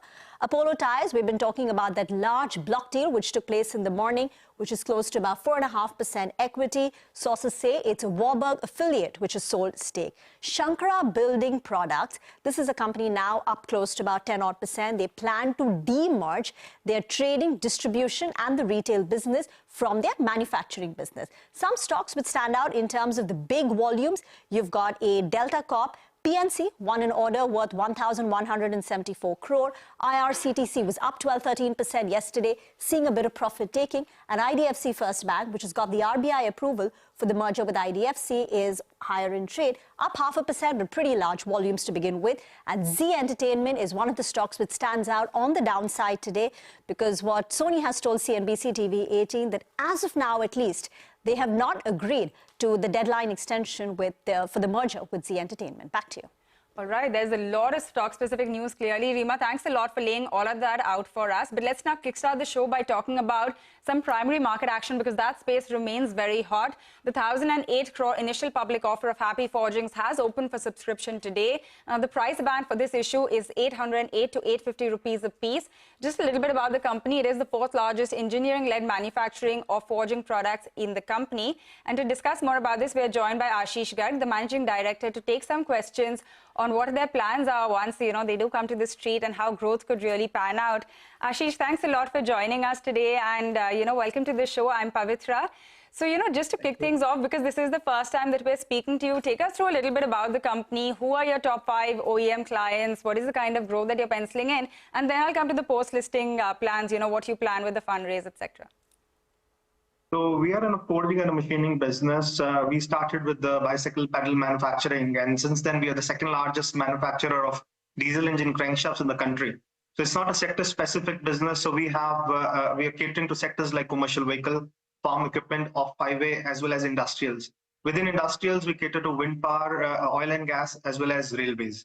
Today, 85% of our revenue comes from machine components, which is the highest in the industry. So we are no more a forging company. As per Ricardo, we are the 4th largest engineering-led manufacturer for safety-critical components. And we have a cumulative capacity of 1,67,000 tons in forging and machining today. Oh, absolutely. We have noticed that you have, diversified beyond just the forgings. But, I was looking at the growth for you. The compounded growth is over 40%. So that's looked very good. Do you think this is something that you can sustain in the years to come as well, around 40%? Do you see it going even higher?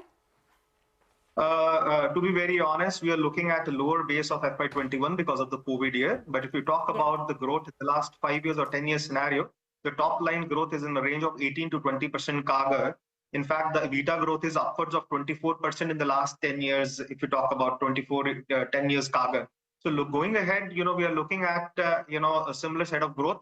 And with the primary fundraising coming in the company, we'll look at accelerating this growth trajectory. Got it. Just talking about diversification, I was looking at your RHP, and you've clubbed your revenues into CVs, 40% exposure. Farm equipment, about 33% of your revenues come from CVs. Off-highway vehicles is 12%.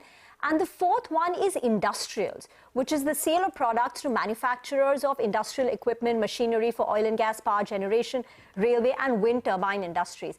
Now that number, this revenue contribution to industrials, has gone up significantly. In FY23, it was about 3.7%.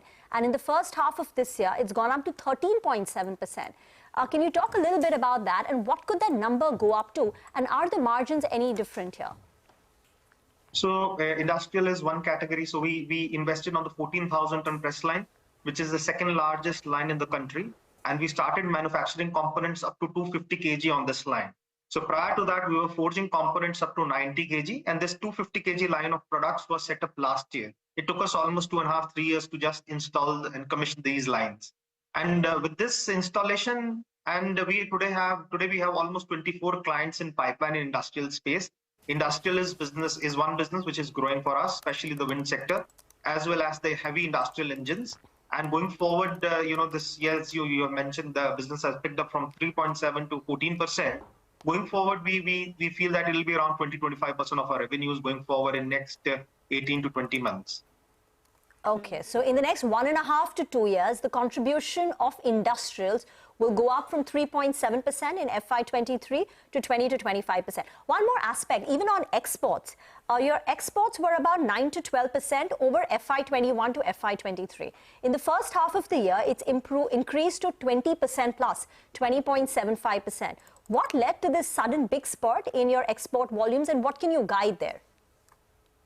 So even on the export side, today the direct exports is around 21% in H1. Indirect exports is also around 11%. So exports have risen from 50 crores in FY21 to almost 300 crores in this financial year, which is almost 6x. And going forward, the 60% of the incremental business which is in pipeline is coming from exports. So going forward, we expect exports to be range bound 25 to 30% in next 12 to 15 months for us. Okay, around 25 to 30%. Another portion I want to talk about is the margin picture, because I am seeing that your margins have been quite strong. It's in the range of 27 to 29. It's also significantly higher than a lot of your peers. So A, what are you doing differently? And is there scope to increase the margins even from these levels? Or do you think it's going to stay around this 27 to 29 kind of band? Yes. As mentioned earlier, 85% of our revenue comes from complete machined component business, which is one of the highest amongst the listed peers. So our contribution because it's forged in-house and then it's also machined in-house in a very, in 10 to 12 micron category. And it's very specific and very safety critical components where the contributions are very high. So going forward, as steel prices are falling slightly and because of the export mix and heavy industrial range of business, we see margins to be range bound between 28 to 30% for us. Got it. What about your contribution from your top 10 clients? It's quite high. It was higher before. I think 2 years back, your revenue contribution from your top 10 clients was 80%. Last year, you brought it down to 70%. But it's still on the higher side. Do you have plans to reduce concentration risk, client concentration risk? Yes. So today we have over 66 clients and 30 clients we have onboarded in the last 5 years. So this client concentration will definitely go down. So it has gone down to 67% in H1. We'll probably close at around 65% in this financial year. Next year, probably we are looking at around 55 to 60%. Because these new customers that we have in pipeline, we are ramping up with them. So going forward, the incremental business is coming from these new clients, and definitely this concentration will definitely go down. But considering, many auto component players, we have not grown with one godfather, so it's fairly diversified even today for us. Okay, got that.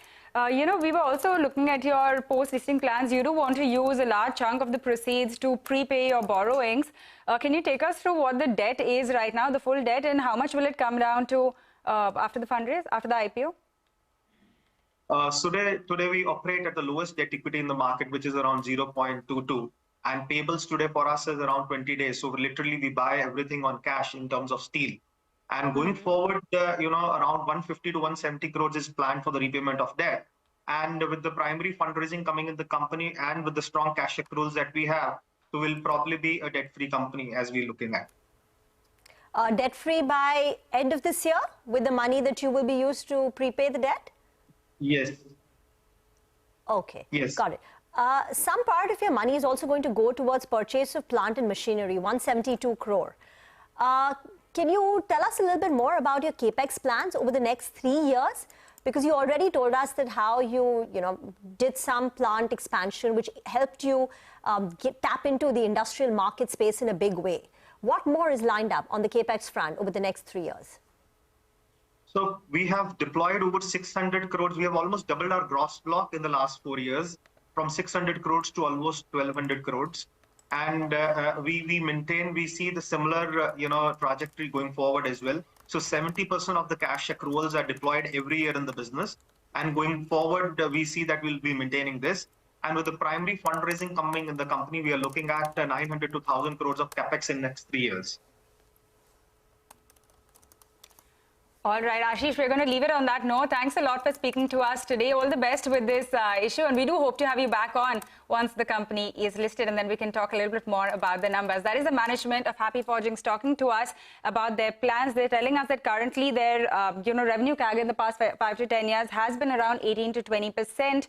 They do have a pretty high concentration in terms of the top 10 clients, but they are looking to bring that down to around 60% as well. So that is the management. With that, we're going to get into a short break. On the other side, we're going to speak about what's really going on with the commodity space. Manisha will join us for a quick update.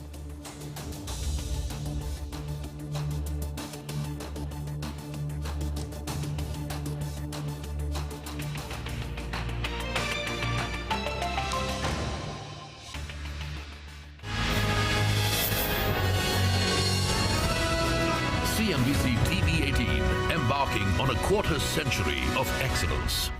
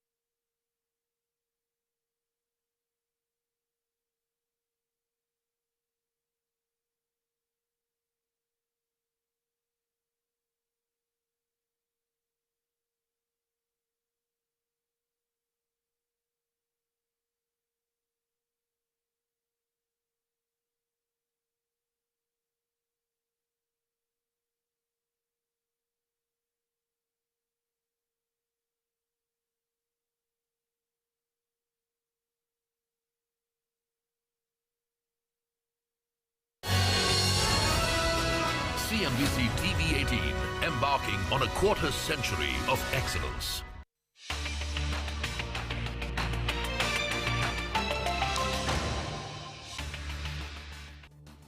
Welcome back. It's time to talk commodities. Manisha now joins in and she's got her eye on copper. Hi, Manisha. Hi, thank you for that, Rima. Well, yes, because within the metals, this one continues to outperform. If you look at this week itself, we have seen 2% of gains come in for copper prices. This is also on the back of mine closures and disruption in supplies that we've seen in various areas being reported. Energy transition as a theme continues to do quite well, especially as we are now talking about transitioning from fossil fuels. So copper does stand to gain the most within the metal sector there. Also, it is about the Cobre Panama mine, which contributes to 1% of global copper supply, where there are maintenance and shuts being reported from. And then there are concerns also coming in from Peru and Mexico as well, where there are some maintenance and workers' protests going on, which could disrupt supplies going forward. There also is a report from Anglo American on copper production guidance going forward. For 2024, they expect the copper production to go down by 20% and by 18% in 25 as well. And that could lead to a longer-term support in case of prices. Also, when you look at the China copper imports for the month of November, they have been the best in all of this year. So the lower prices clearly are leading to higher imports from the consuming countries. That's yet another factor which has been supporting the copper prices, which are currently trading at around 4-month highs. Markets also are looking at strength coming in from the weakness in US dollar index and expectations of rate cuts going forward in the next year. So overall, there are accumulation levels that seem to be emerging within this metal. Okay, Manisha, thanks a lot for getting us that quick check on copper. But with that, we're going to get into a short break. On the other side, we're going to get you a corporate conversation with Monte Carlo. We'll have Sandeep Jain join us to talk about how the quarter is really looking, what winter demand is looking like for the company as well. So stay tuned. We'll be back in 2.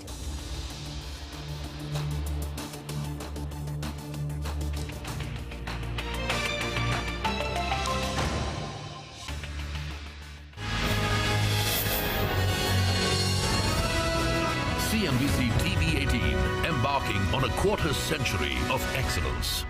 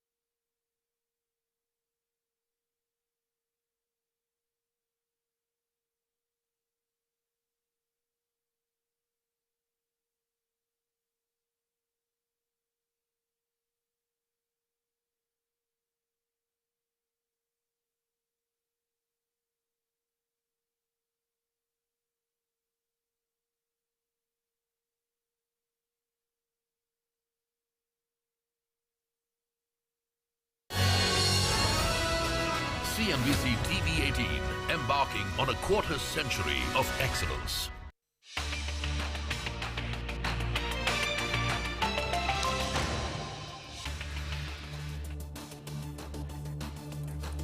Hey guys, welcome back. You're still tuned into Trading Hour. Now, as we head into the second half of December in the thick of the winters, we are joined by the management of Monte Carlo. We have Sandeep Jain joining us, Executive Director of Monte Carlo, to talk about how the demand is looking and, you know, if there has been a pickup since Q2. Mr. Jain, thanks a lot for joining us on the show today. So, you know, we are getting into that proper winter season. Tell us how demand is panning out, because I do know Q2 was quite weak. We also did have the festive season, you know, moving into Q3. So do you expect a significant uptick in this quarter, in Q3? Very good morning. If we see as we begin the third quarter, basically October and November have been slow. Again, because of discretionary spending was down and because of inflation. But in December, we have seen that the demand has picked up, and we hope to fill the gap which we lost in October and November in December itself. So going forward, I think that we should have a good winter season ahead. And also this year, because of basically low footfalls, the end of season sales have started 1 week earlier, so that will definitely boost the sales. You know, morning, this is Rima here. So last December, you did sales of about 520 crore. Do you think you will be able to achieve a similar number in Q3, or will it be lower year on year? I think we'll be able to achieve a similar number. Okay, so Q3 should be flat year on year, around 500 crore top line. What about your full year guidance? You had, go ahead. Yeah, see, already we given the full year guidance that the revenue should be flat this year.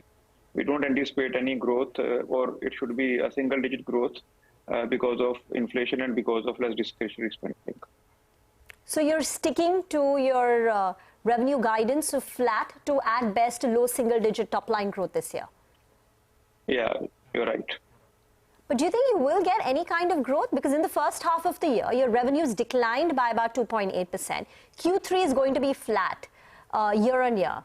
So do you think full year it's even possible to get a low single digit kind of a growth? Yeah, the reason is that we had a very good, strong, you know, a trade show for summers. So that would definitely boost the summer sales going forward in Q4. And actually, we had double-digit growth in volumes in trade show, which happened, you know, 3 months back in summers. So that gives us the confidence that we'll be closing this year at a flat note. Okay, Mr. Jain, two questions. A, you said that, you know, footfalls have been lower. I want to get a sense of how much lower do you think footfalls are this time around versus, say, last year? And also, you know, in terms of the end of season sale discounting, are you looking at anything more than you would usually do in order to bump up sales? The end of season sales have started 1 week earlier as compared to last year, and the footfall have been lower by 10% if we see as compared to last year. Footfall's lower by 10%. But I don't, yeah, so I don't see, you know, the sales going up. You know, USS is going up at, you know, brisk pace, particularly in next 15 to 20 days. I think it will remain stable at the last year discount level only. Got that. You had plans to open about 50 to 55 stores this year. How many have been done so far? And are you on track? Yeah, I think already 40 have been opened, and we are on track to achieve our guidance of 50 to 55 stores in this financial. Maybe we surpass this guidance. Okay, I also want to talk to you about your margins. For Q2, it came in at around 16%. What can you expect for the full year? Because, you know, a lot of the costs have been coming down. I mean, even costs like cotton are at multi-month lows, right now. What do you expect in terms of the margin profile for the full year, if you can tell us? We stick to our guidance of 20% EBITDA margin plus minus 100 basis point, as we given last year also, as we given the last phone call also. Okay. FY25, are you taking any kind of steps to revive growth, since FY24 has kind of been a washout year, no growth kind of a year? Are you taking any big radical strategic steps to bring the company back on the growth path? Definitely yes, because the store addition which has happened in this last 3-4 months, and also the stores opening which are planned for next financial year, and also some of the categories which have started growing now, which were earlier, you know, they were just started. So So I think that we should be on a growth path of at least 10 to 15% going forward in next financial year. Okay. We also want to talk about this, move of yours to enter the leather shoe space. Tell us a little bit about that, because it's, very different and very unrelated to the apparel segment, really. So take us through what you, have planned over there. How much do you want it to be of your business? Is this a premium offering?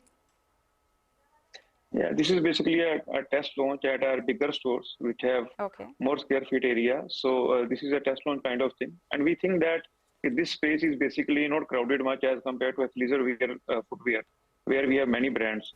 So in formal shoes, we have less brands as compared to those brands. So it gives I think, it's a good category to go ahead in this. So, but it's a test launch for our, Yeah, what would the margin profile look like on this?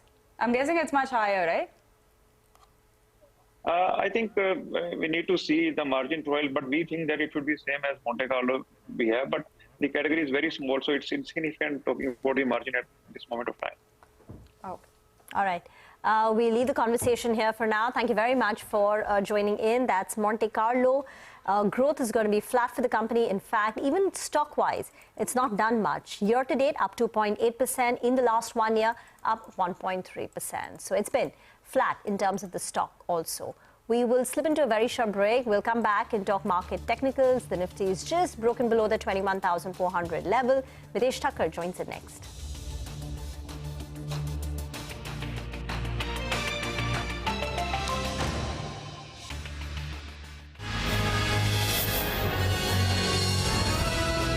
CNBC TV18, embarking on a quarter century of excellence.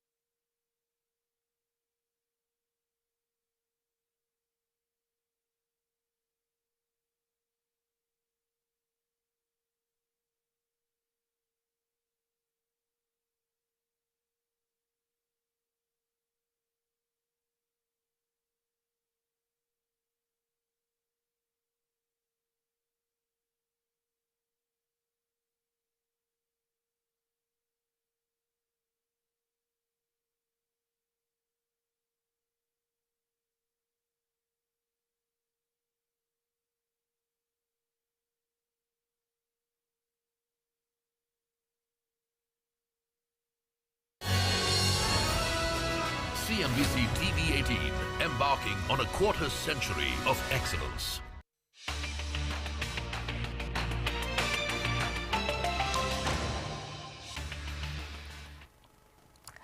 Welcome back. Shankara Building Products is up 6.5% in trade. So the news here is that the company is planning to demerge one of its business arms. So what does the company do? It's into manufacturing of steel, allied products, but it also does, and other products also which they've entered into, but they also do the distribution, retail and trading of these products. Now, if you see these two business lines, manufacturing has lower margins and it has lower return ratios compared to the other business, which they call as the building materials marketplace, which is basically trading, distribution and retail of all their products. Those numbers will come up for you on your screen. Look at the return on capital employed for manufacturing versus their other business, 27 to 28%. Look at the margins. Manufacturing margins are at 1.7 to 2.1%, while the margins of the other business is, upwards of 3% going up to 5.5%. So because manufacturing was dragging down the overall, business ratios, the KPIs for the company, they decided to demerge. Once you demerge, you can focus on both these verticals, maybe try and get in and, external investor. It will unlock value for the shareholders. So the plan right now is that if you have one share of Shankara Building Products, then you will get one share of the demerged entity, which is the building materials marketplace called Shankara Build Pro. And eventually, this demerged entity will also get listed on NSE and BSE. So there is that value unlocking, which the companies announced yesterday in a board meeting post-market hours, and the stock is reacting to that development. Okay, big move there on Shankara Building Products. It's up almost 7% right now. But, for the year, it's not done much, like Rima was pointing out. Maybe because the, other parts of the business were dragging. It's pretty flat for the whole year, right? Just around 10% or so in terms of the move year to date. But let's talk about the PSU banking space now, because this is in focus on the back of a Motilal Oswal note. Abhishek is here with some details on this. Abhishek, what does Motilal have to say?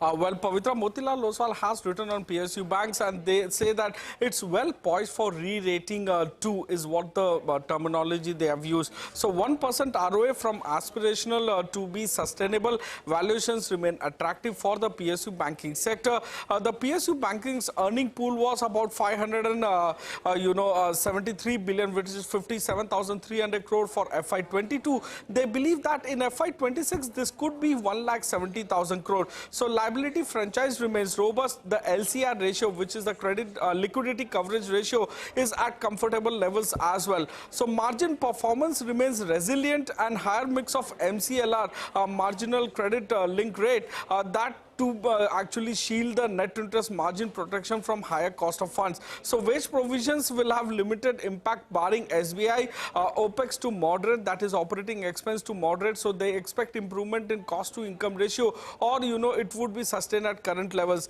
Asset quality ratios are improving steadily. The SMA pool, that is the special mention account pools, that is also on the lower side, which augurs well for all the players. So in terms of target price, SBI target price has been raised to 800 per share, PNB to about 90 per share, Bank of Baroda, they have raised the target price to 280 per share, Canara Bank raised to 550, Union Bank raised to 150, and Indian Bank, the target price has been raised to 525 per share. Back to you.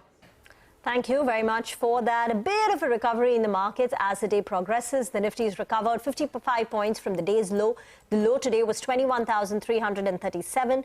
On the Nifty Bank too, it's been a recovery of about 126 points. Not a big one, but it's off from the session lows. Mitesh Thakkar is back with us now for a quick technical check on the markets.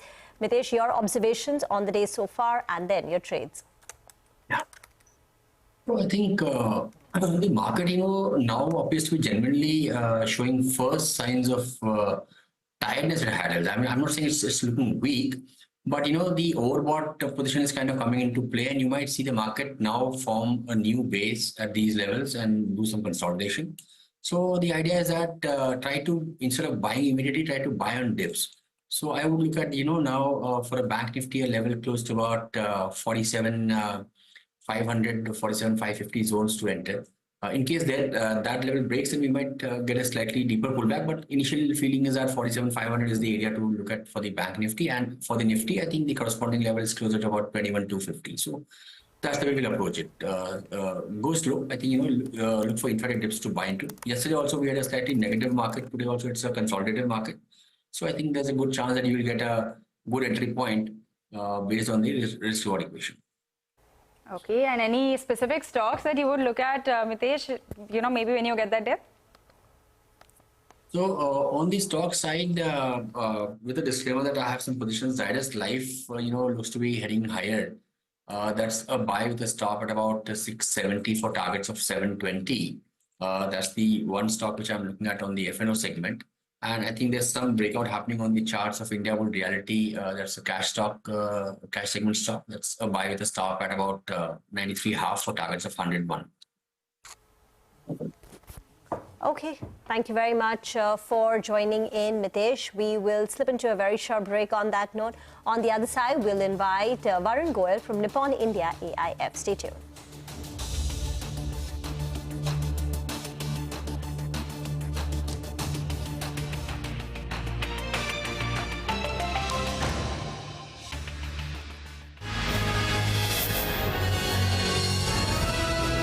CNBC TV18, embarking on a quarter century of excellence.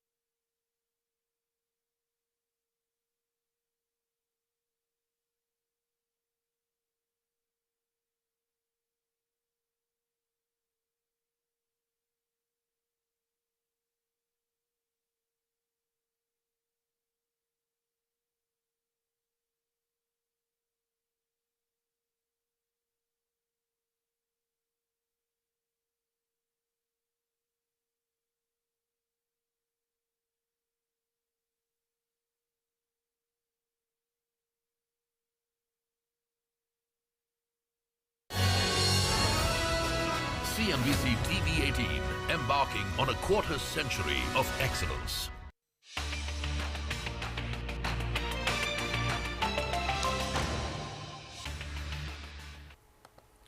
Welcome back. There's been quite a recovery in the market. We have moved into the green as well, 21,420 on the index right now. So from the lows of the day, it's an 80-point recovery. Like we were mentioning, this is firmly a buy on dips market. Every dip that you are getting is getting bought into. Same thing that we saw play out yesterday as well. Banks also completely at the flat line. So there's been a good move over there as well. The private banks are pretty much almost in the green right now, but even the PSU banks have recovered a fair deal from the lows of the day. But let's get in a conversation on the market on where things could really be headed from here on. We have Varun Goyal joining us from Nippon India AIF to take some questions. Varun, always a pleasure having you on this show. Take us through how you're looking at things. We saw that super rally after the Fed pivot came through, but the question is how much of this is in the price and how much more can we run up when we've already run up like this? Good morning, Pavitra. Thanks for having me on the show. I think if you look at the valuations in the markets today, if you look at 950 rupees earnings for Nifty for FY24, you add 12% growth for next year. So I think we are trading almost 20 times FY25 earnings, which is, I would think 10 to 15% more expensive than the historical averages. So definitely there is time to be a little more cautious. From a sectoral perspective, we continue to be quite positive on the banking space. I think select pockets of value in both private and public sector banking space. On the correction, of 5, 10, 15% correction, we would look to add more to real estate, IT, pharma, and when media. These are the sectors that we would like to add from a 3 to 4 year perspective. IT, real estate, pharma, and media. Only if you get a 10 to 15% correction in these stocks. So morning, Rima. So definitely there is pockets of value in the market. One really has to pick and choose. Our view is that there are certain themes which are slightly longer term in nature. If we were to look at the 5 to 10 year trajectory of the Indian economy, these are the sectors and the themes which we believe are doing quite well and are also not very expensive. So wherever we get opportunity, in the names of the themes that I mentioned, we are looking to add. Okay, but broadly you're cautious of the market. So in the last 2 months, November and December, since when we've seen this monster rally take place, have you been booking profits? If yes, which are the spaces where you've looked to take some money off the table? Yeah, so we, largely the portfolios remain the same, although we have definitely moved out some money from the capital goods and the PSU space and moved to some of these historically more defensive sectors like IT, pharma, and media. So that's some bit of readjustment, realignment in the portfolio that I've been doing, but largely the portfolio continues to be what it was. Varun, the entire PSU space still seems to be a favorite, right? Even after this big run-up that we've got, the PSU companies, even the PSU banks, where Abhishek just tell us a while ago how he was reading out a Motilal note which says that we're set for a re-rating 2.0. Do you think that after this big run-up, there is much more to go and valuations are still compelling here? I mean, it is better than a lot of the other sectors in the market.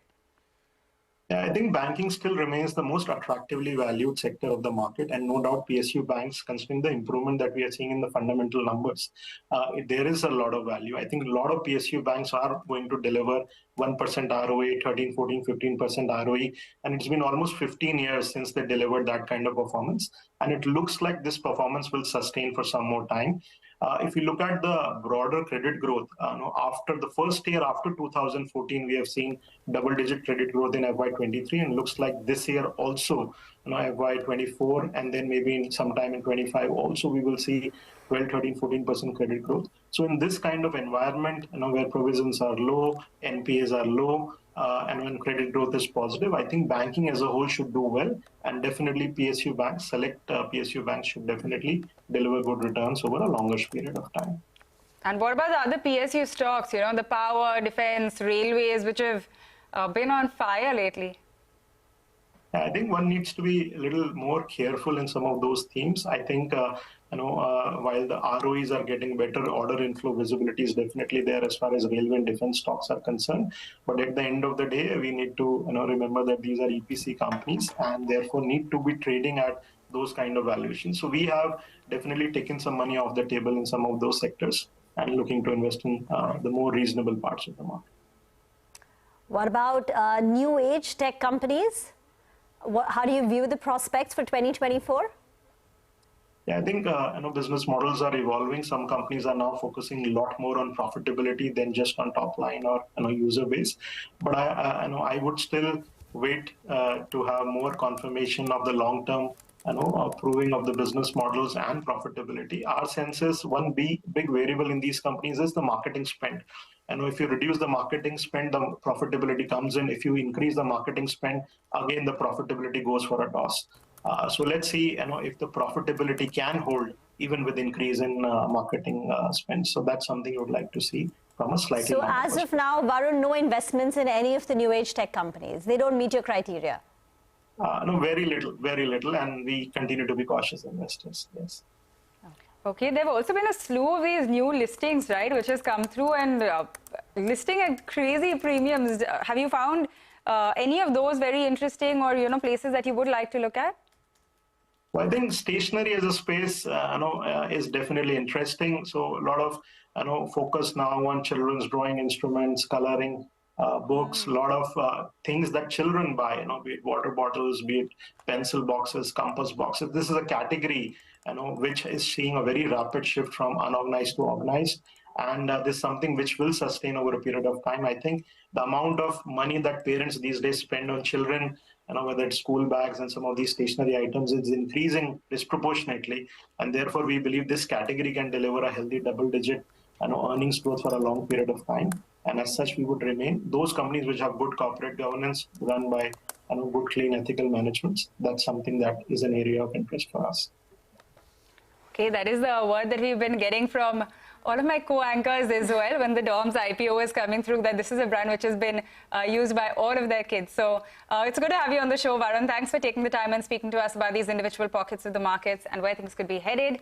We are going to get into a short break on that note, but there's lots more market action coming up in just a bit. I want to point out that Reliance is one of the stocks which is doing, quite well today. It's up over 2%. There's a very interesting set of brokerages that have written on this. So we'll have Sonal on the other side to fill us in.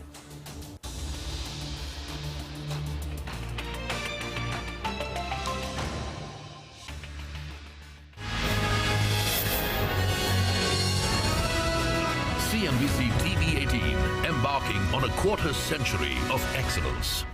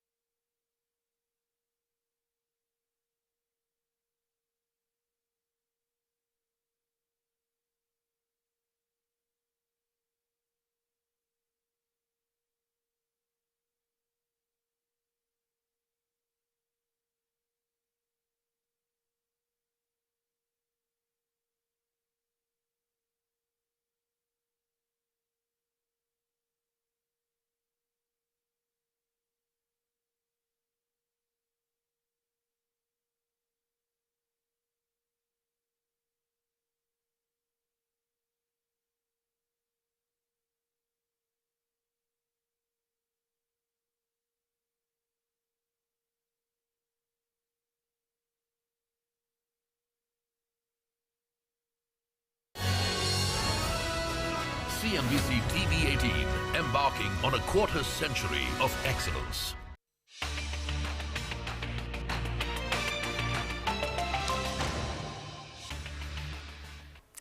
Welcome back. Reliance Industries is the stock on our radar. There have been some brokerage notes coming through from UBS, JP Morgan. Sonal joins in with the latest on that. Sonal.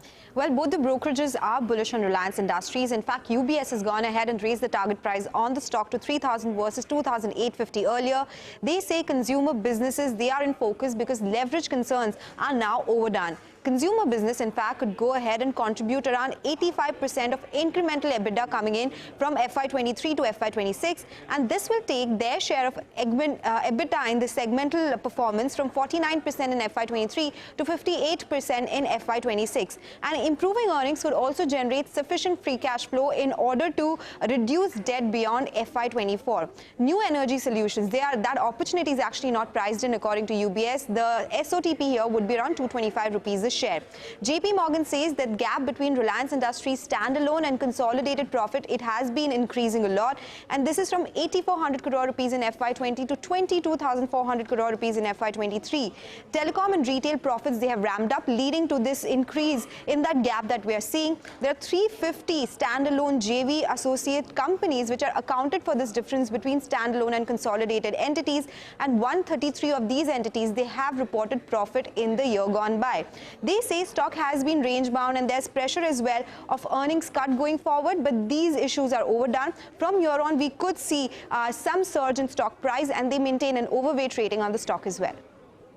Okay, Sonal, thanks a lot for getting us all of the details from these notes on Reliance. It is quite a big mover today, up around 2%. With that, we're going to wind down on this show. A lot better than we found the market, actually. It's at 21,450. There's been a 110-point recovery from the lows of the day. The mid-cap still in the red, but they've recovered 300 points as well from the lows of the trading session. The advanced decline also positive right now. So on that positive note, we'll wind down. You have halftime report when we come back.